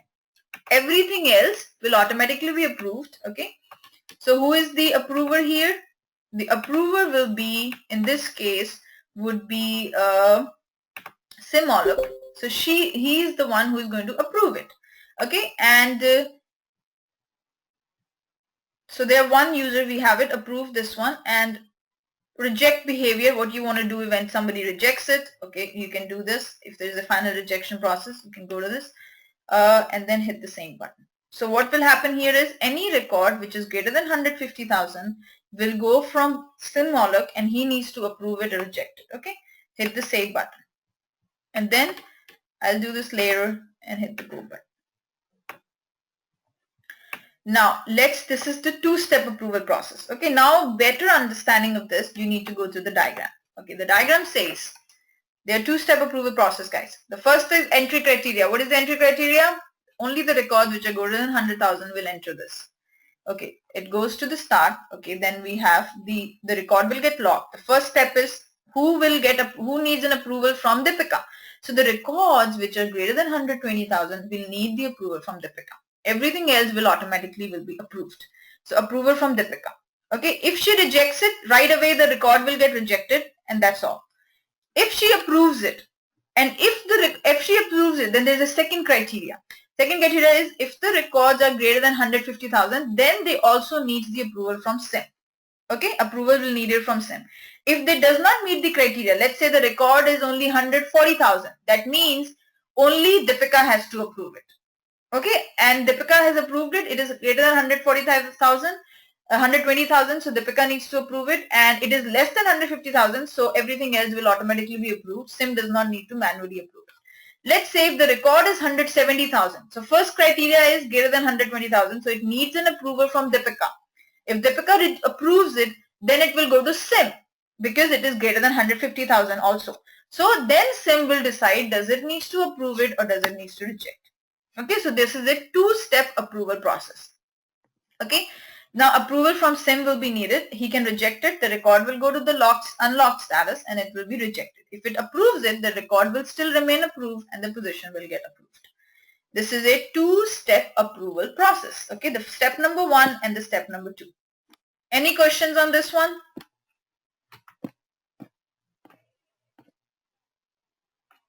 Okay, now let's go ahead and test this one. So we're going to go ahead and make sure it is activated. Click the activate button.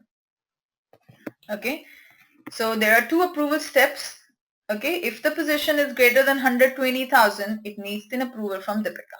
If it is greater than 150,000, it also needs an approval from Sim. So Deepika will be there and also Simran will be there. So if I go back here, position, create a new position here, position number 4.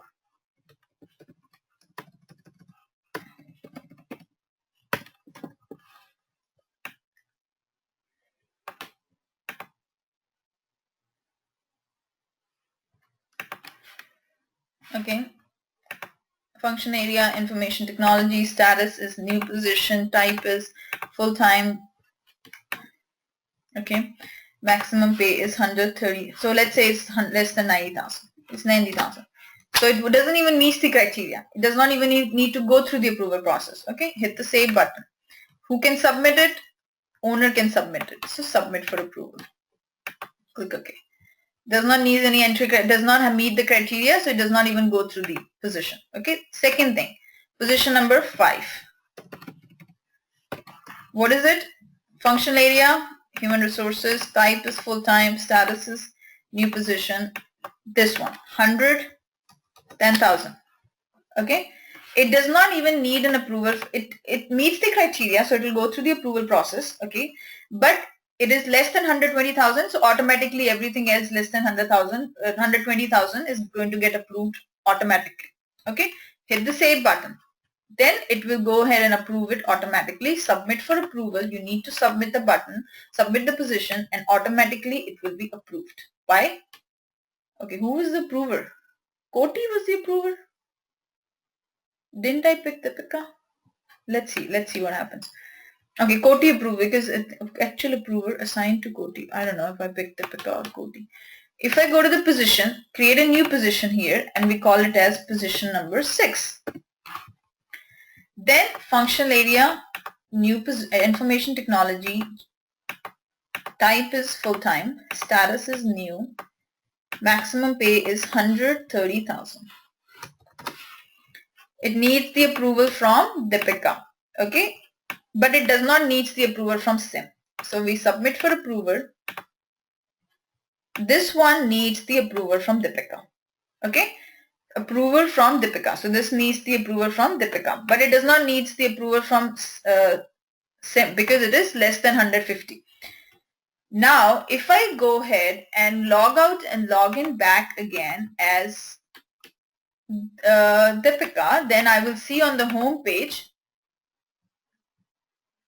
that I need to approve this. Okay, this is the position that I need to approve. Now here are the fields that I see. Maximum pay, minimum pay, functional area which I picked, the status, etc. I can approve it, I can reject it. Let me approve it. Now once this position is approved, it does not need any other further approval. Okay, so what I'm going to do next is I'm going to log out and create a new position, and this time it will be greater than 150,000. So I'll go back here, I'll create a new position. We'll call it as position number 7. Functional area, IT, type, full-time. Maximum pay, guys, is let's say 170,000. Okay, this needs the approval from Deepika. Then it also needs the approval from Sim. So we'll go ahead and hit the save button. Submit for approval. Click OK. First approval will be Deepika. If she has rejected it, it won't even go to Sim. Okay, so first thing is only Deepika. So now if I go ahead and log out and log in back again as Deepika, okay, then what will happen is if I log out and log in back again as Deepika, I need to approve it or reject it. Once I approve it, guys, then it will go to Sim. Once I approve it, then it needs the approval from Sim. See, this one is, then it needs the approval from Sim as well. Now what will happen is, so first thing is only needs the approval from Deepika. If she rejects it, it doesn't even go to Sim. Okay, it automatically will get rejected. If she approves it, then it needs the approval from Sim because this record position maximum is greater than 150,000. So then it needs the approval from SIM. So what I'm going to do here is I need to log out and log in back again as SIM.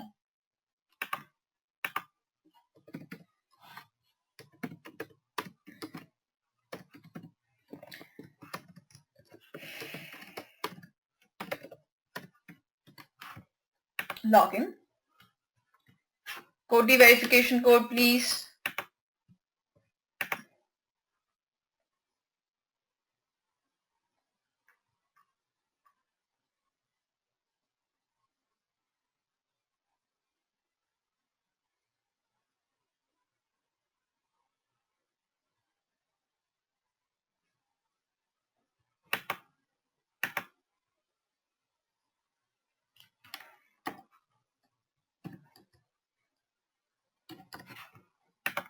So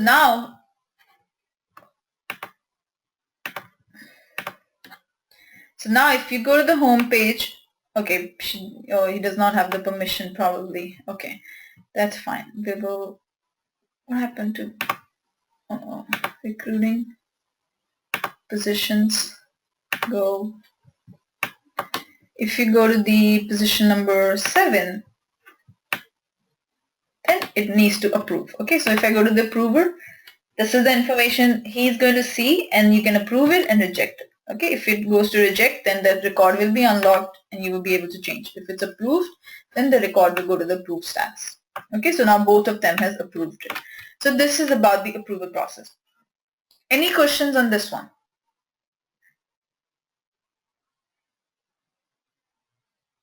Anyone, guys?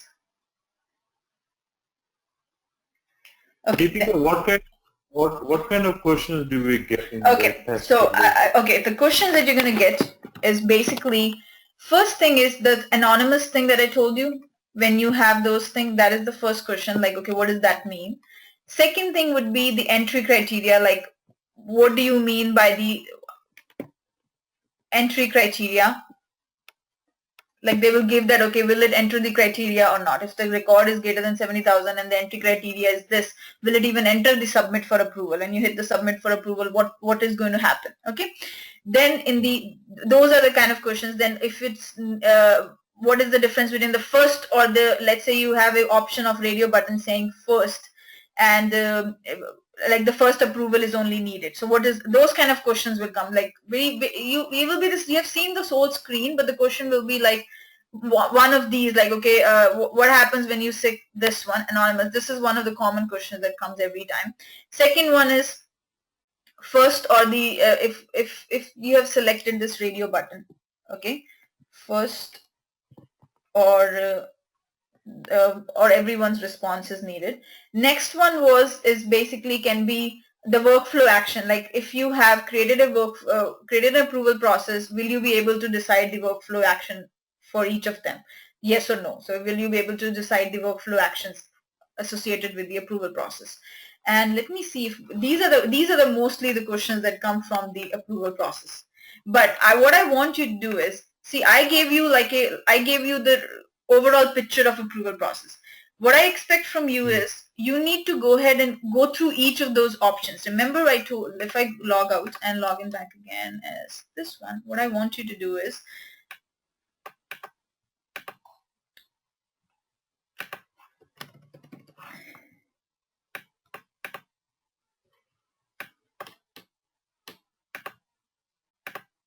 so you need to figure out those different ways when you check the first or reject basis. Remember there were 2 radio buttons. You need to play with those radio buttons. Every time we have selected one of the radio button, right? So you need to go ahead and see what happens when you pick the other one. Okay, what happens when you have the Salesforce message is there? Like remember the question will come, which is a recommended way, allowing it through the Salesforce.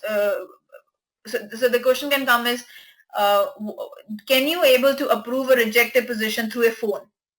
Okay, so that means if the radio button is selected, yes, you will be able to do that, but there is an option to do it. So these are the yes or no kind of questions might come. So basically the questions would be like, you've seen everything, but you need to kind of, the questions will come, okay, what happens when you do this? Okay, and they will be very scenario based. The questions will be like, okay, if in an organization, you need to make sure that if a position gets approved and it needs to approve from all the people, what option you should select. If you want, let's say it needs the approval through a phone, if somebody can approve through the phone, there is an question called delegate. Delegate is someone, let's say you are off, okay, there is a radio button which selects that, okay, do you want this position to get approved from your delegator. Delegator means, let's say you're on vacation and you have assigned someone else to take care of your positions for your role for a couple weeks. So then will he be able to approve on your behalf? Okay, will he get an email if he approves it on your behalf? Those kind of questions will come. You know what I'm saying? So you need to go ahead and play more with this approval process. I gave you just a complete picture of how you can create approval process, what is the entry criteria, what happens when you select this, but you need to go ahead and play around at least. Same with the workflows. So if you go to the workflow, guys, we talked about the independent workflows. Then you need to see, okay, what happens in time dependent. Okay, what are the options that you have in time independent one? Those kind of things might come. Did it help you? Yeah, it does. Okay. Any question? So I will request you to go ahead and play with the same wizard again with the approval process and with the workflows, because a lot of questions come from these two topics. Okay. The two things that we are left. Did I talk to you about assignment rules, guys? I think I covered assignment rules. Yeah, I think so. Okay. So there are two things that are left. One is the reports and then app exchange. Okay, and both these topics will be able to complete it tomorrow. App exchange is small, and then we have reports. So those are the two more topics that are left. I think everything else I've covered. Okay. When are we going to cover seeded things? Which one? We want seeded Salesforce, like, you know, the lead opportunity, those things. Oh, that is also there. Okay. Okay, that's also there. Then yeah, we have to. Yeah, reports and dashboards is the same topic, Shikha. And okay, I will try to, tomorrow in the first thing, I'll try to walk you through the whole window, like leads and opportunities, and then we'll talk about reports and dashboards. Okay? Okay. And can you share that online access that you have in Udemy or something? Okay. Okay. So I'll create a code which you guys can use it. Okay? Then I'll send it to you. And did you guys meet last week and kind of discuss everything, or you didn't get a chance to meet? You were planning on meeting, right? Yeah, they didn't get a chance to meet. Okay, okay. And did you get a chance to go through the questions? That some of the questions were familiar with you? We didn't. We planned it, and somehow we didn't meet. Actually, maybe you guys were busy. Okay, okay. So, okay, guys. Then that's all I was planning to discuss today. And tomorrow we'll have reports, dashboard, and app exchange. Okay, let me cover app exchange if you guys are okay with that. Okay. You guys are okay, guys? Dinesh and Daniel? Yeah, we're good. Okay. So what is this app exchange? App exchange is just like on your phone, you have App Store. Okay, you on your Google you have on your Android you get a Play Store, and on Google you have an App Store. So similarly, there is an app exchange. App exchange is nothing but a place where you can install some of the apps. Okay, and those apps you can make it little more cooler. You can make your Salesforce look a little more beautiful. So what does that mean by that is, let's say you go to your account and this is the place to access the app exchange. Okay, and in this you will see a lot of free apps. There might be apps that you need to pay for. Okay, so you have these. This is the way to go to the app exchange. So you go to the drop down and you click on app exchange, and this is the different apps that you can use for your Salesforce. Okay, you can categorize them. There are different editions. So you need to make sure that, see, you're in developers edition. So some apps will only be work under professional edition. So it doesn't make sense, because you have a developer edition, you need to make sure that which apps are for your developer edition. Okay. These are the different apps that we have. Okay. I'll show you a couple of apps, how you can install it and what is the purpose of those. So they are based on different categories. If you work in sales, sales apps are there. If you work in customer service, there are apps related to customer service are there. So depending upon different, basically it's kind of easier effort and it makes things a little cooler. Okay. So let's say there is a very important app called Opportunity Planning Wall. Okay, there is an app called Opportunity Planning Wall. Okay, this what it does is, let's say you go to the opportunities. There is a place for, if you go up here, there's a place called opportunities. Okay, now in this you get all the opportunities that are there for this organization. Okay, now let's say you wanted to make it a little cooler. You wanted to have a little color coding here. So there is an app available to do that. That is called the Opportunity Planning Wall. Just like in your app store, you can install it. Similarly, you can do it here. So you go ahead and say this one, get it now, click on the get it now button, and every app comes with a demo. So you need to like a demo that how you can use it, and then there is a details page which gives you more information about the app, and also it comes with an installation guide. Okay, what to do after you have installed this app. So this is the installation guide. You need to make sure that you install it every time and you take a look at it and you go through the installation guide step by step, and it will tell you what it is going to, how you can install the app. Okay, so this every app, most of the app will come with installation guide or a reference guide or something.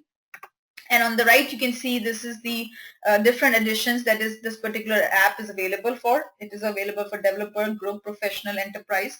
Hit the get it now button. If you want to see the reviews, this is the place. If you want to contact the provider, okay, and all those kind of stuff, you can take a look at this. Just like an app store, you know, this is the same thing. You click on get it now button, then what will happen is log into App Exchange. So you click on this, it'll be able to, they'll ask you for username, password. I think you're already logged in, so it won't ask you for username, password again.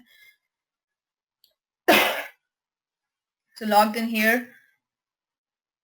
Okay, where you want, install in production or install in sandbox. Okay, sandbox is nothing but a copy of the production database. Let's say I wanted to install in production. So you hit the install in production button. And then I've read the terms and condition, confirm and install. Okay, I log in here. So now you basically, okay, install for admins, install for all users, or install for specific profiles. So do you want this opportunity wall to be available to everyone or only admins? So you can make sure that, okay, I want it for everyone. So I have selected the install for all users.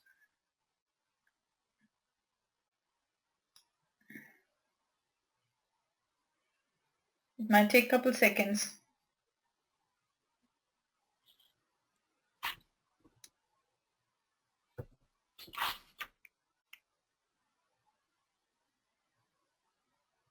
Okay, hit the done button. So now there are two different packages. In this is the type of the package, guys, is the managed package, and there is unmanaged package. Managed package means you cannot make changes after it has been created for you. Means this particular app has been provided by third party. Now third party doesn't want you to change anything. So that is why you will not be able to change anything on this app. You can only able to use it.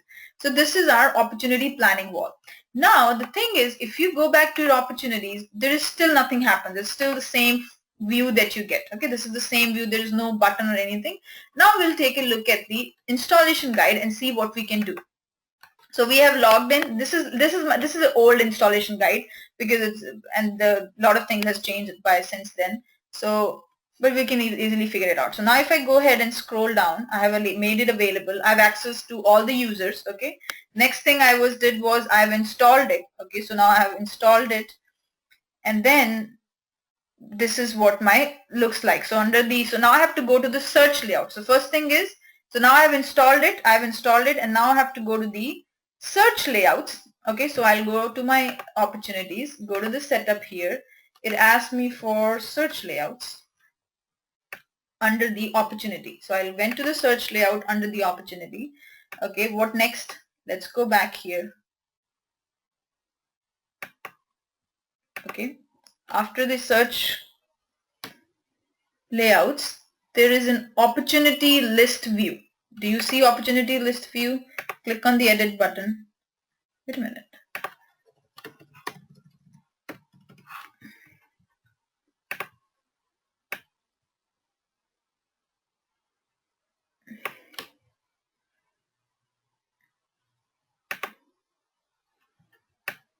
Yeah, sorry, I was in the wrong one. So you have to click on the opportunities list view. That's what it is saying. Click on the opportunities list view. Next thing it asks you is, okay, the next thing it tells you is, okay, there is a button, you move it on the right hand side. Okay, so let's go ahead and do that. You move this button on the right hand side, okay, and hit the save button. This is the installation process. Okay, so now you have installed a opportunity planning wall. Let's go to the opportunities now. If you click on go, there is a button that came up which is called opportunity open planning wall, because of that app that we have just installed and we have configured it.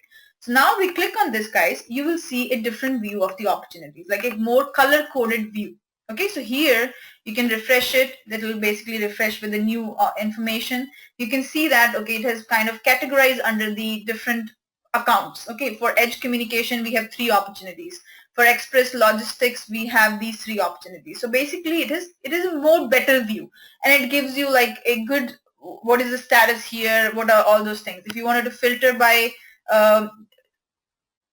one, so you can filter it by those. Okay, these are the different.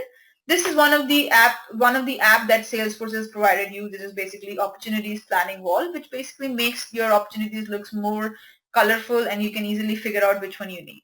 Okay, this is one of the app people use. Any questions how to install it and how to configure it? It's very simple. Next thing that we have here is, there is another one that we have is this one. If we go back to the App Store, we've already installed this app, we don't need it. And then if I go back to my App Store one more time, there is another one that we have. What was that? There is one for Facebook and all those, and there is another one for UI.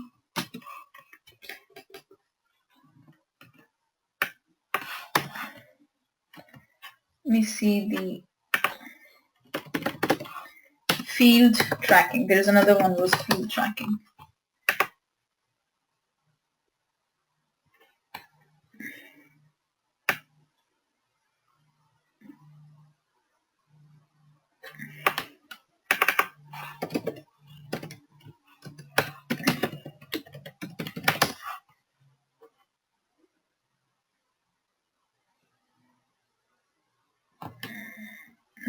Field tracker or something like that. Field history tracking. Forgot the name of the app.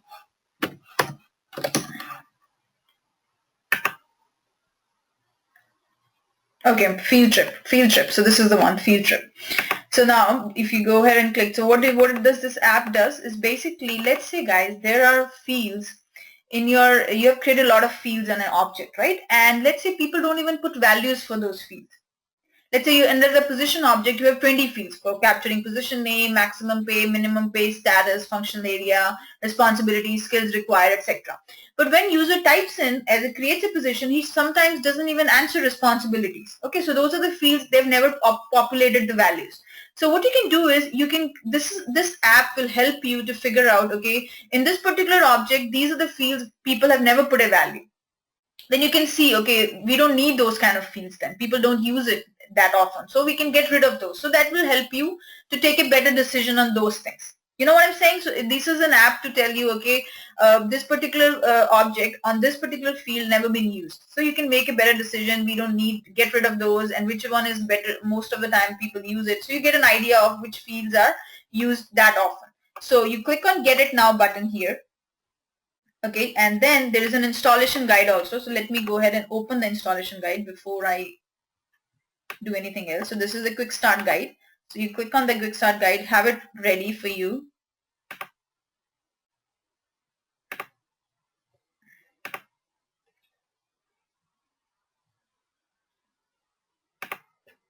Where is it?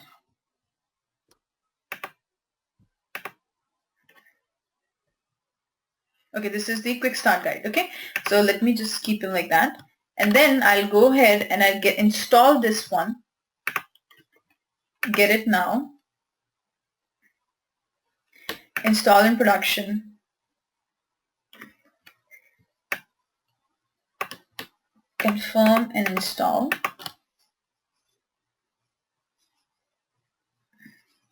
Okay, logged in as Koti. Now it's going to go ahead and install this field trip one for us. Install for all user, hit the install button.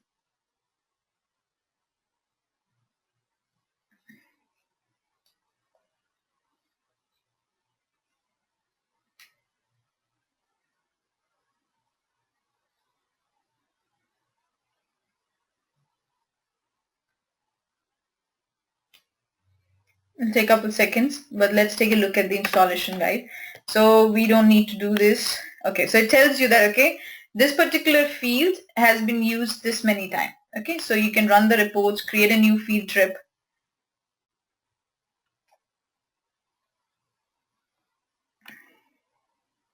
So it tells you first you need to create a new field trip. What you have to do is go to the field trip tab will be created, then go to create a new field trip and then analyze it and then run the reports. Okay, so this is what you have to do. Let me go back.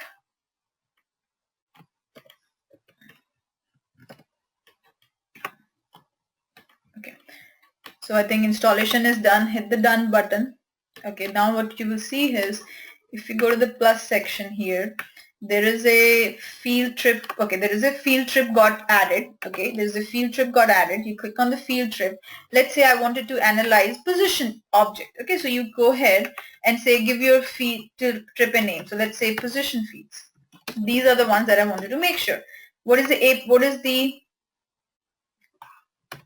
Select the position object. So basically what is the object that you want to track? Okay, now here you can analyze only a subset of your records. Let's say you wanted to see where the position name is this, or where created by is greater than whatever. So you can have you can select all the positions, or you can filter it by a query. Let's go ahead and save and analyze it.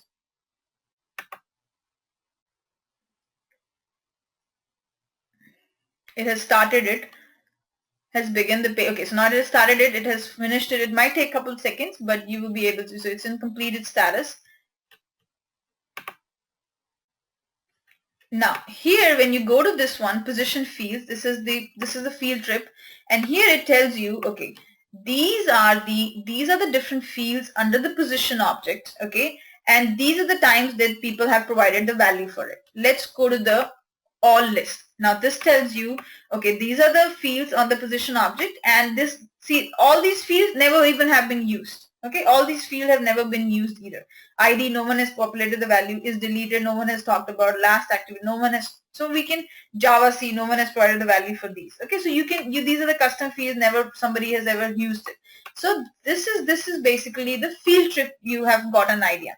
Now not only this, you can even create reports on this. Reports means you can see, okay, when you go to the setup now, if you go to the, so once this tells you, okay, these are the fields which have been used most. So now if I wanted to go back, you can even create reports on these kind of stuff. So to do that, we'll go back to the, I don't know if I have reports. And here, this particular, if you want to create a new report, you will be able to see the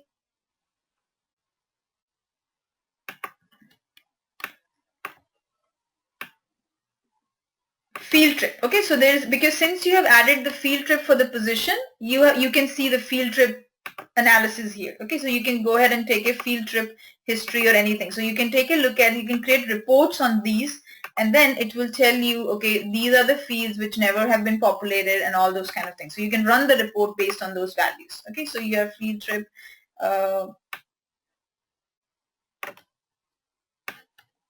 fields. We'll go through the reports tomorrow, but I just want to give a quick what is the percentage last analyzed, when was it last analyzed, filter, custom, field trip name.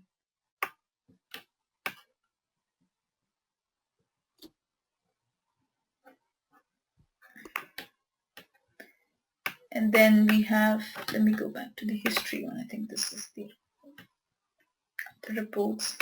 You can create a history on those. We have field trip with field analysis. This is the one. Go ahead and hit the create button since you have added a field trip on the position object. So then it'll tell you how many times this field has been populated, the percentage. It tells you about, okay, if you wanted to arrange it on basically in the order or descending order, you can arrange it. So these are the fields never been used, so you can run the reports. Okay, so you can see that, okay, these are you can get a better idea of, okay, no one has ever used those talk field. So this is one of the app that helps you to analyze which fields have been used most, and you can create field trips for n number of objects. So if I go back here and I go to my plus here and I wanted to create a field trip to analyze candidate objects, so you can go ahead and create a field trip for the candidate. So you can go ahead and create the analyze the candidate fields, and then there's a candidate object. So you go ahead and select the candidate, hit the save button. If you have a particular records you wanted to analyze, you can hit the analyze button here, and then it'll start the analysis of all the fields of the candidate object, and then it will tell you, okay, if once you have done, back to the field trip, and then you will be able to see, okay, these are the records, people have never used it, okay, and go to all the list, and you can easily figure out that which fields you don't need anymore because no one has ever provided the values. Okay, this is another app people use. Any questions how to install it, how to do those kind of stuff? Okay, there is another one which there's another app which is very important, people use it a lot, which is basically, let's say you wanted to post something on Twitter, you wanted to post something on Facebook. What you can do is, if you post anything on Chatter, automatically it will post on your Twitter wall, on your Facebook wall. You can do that.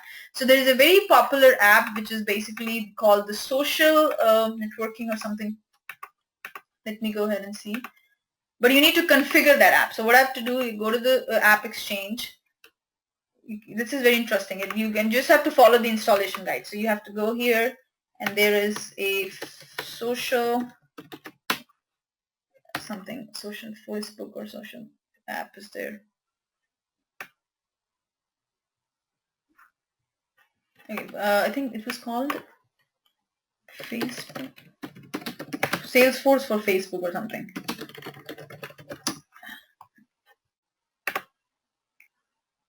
Yeah, Salesforce for Twitter and Facebook. Okay, so this is there.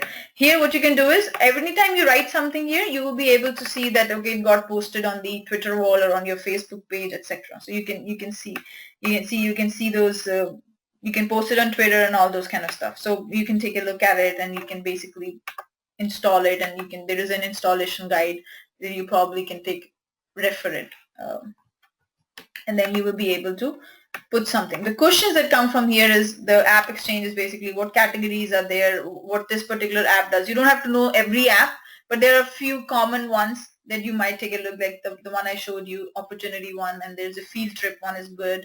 There's another one called metadata one. There is one for, if on the home page there is an app that you can have calendar here. Okay, you can have calendar, you can have tweets here, so you can make it more customized. Okay, you can have a nice calendar looking, you can have a clock from different countries. There are different apps out there, so you can take a look at many apps. But this is generally how app exchange is for, what it does, and how you can make your Salesforce application look more neat and clean and more functional. Okay, so that's what the app exchange overview is. And the course that I'm going to share with you, I have installed 2 more in that course, so you can even take a look at those 4. That will be kind of 4 total apps for you to take a look at. Did you find it interesting, the app exchange thing? Yes. Yeah, so go ahead and take a look at it, and I'll send you my course like in the next 15 minutes. Thank you, Deepika. No problems. Any question? Okay, Shikha, company name, you can put it anything. Does not have, you can put NERP also. Okay? So company name is basically when you're actually working and what company you are from, you can provide that, but you can just provide NERP. Okay guys, any questions, Binesh and Amya?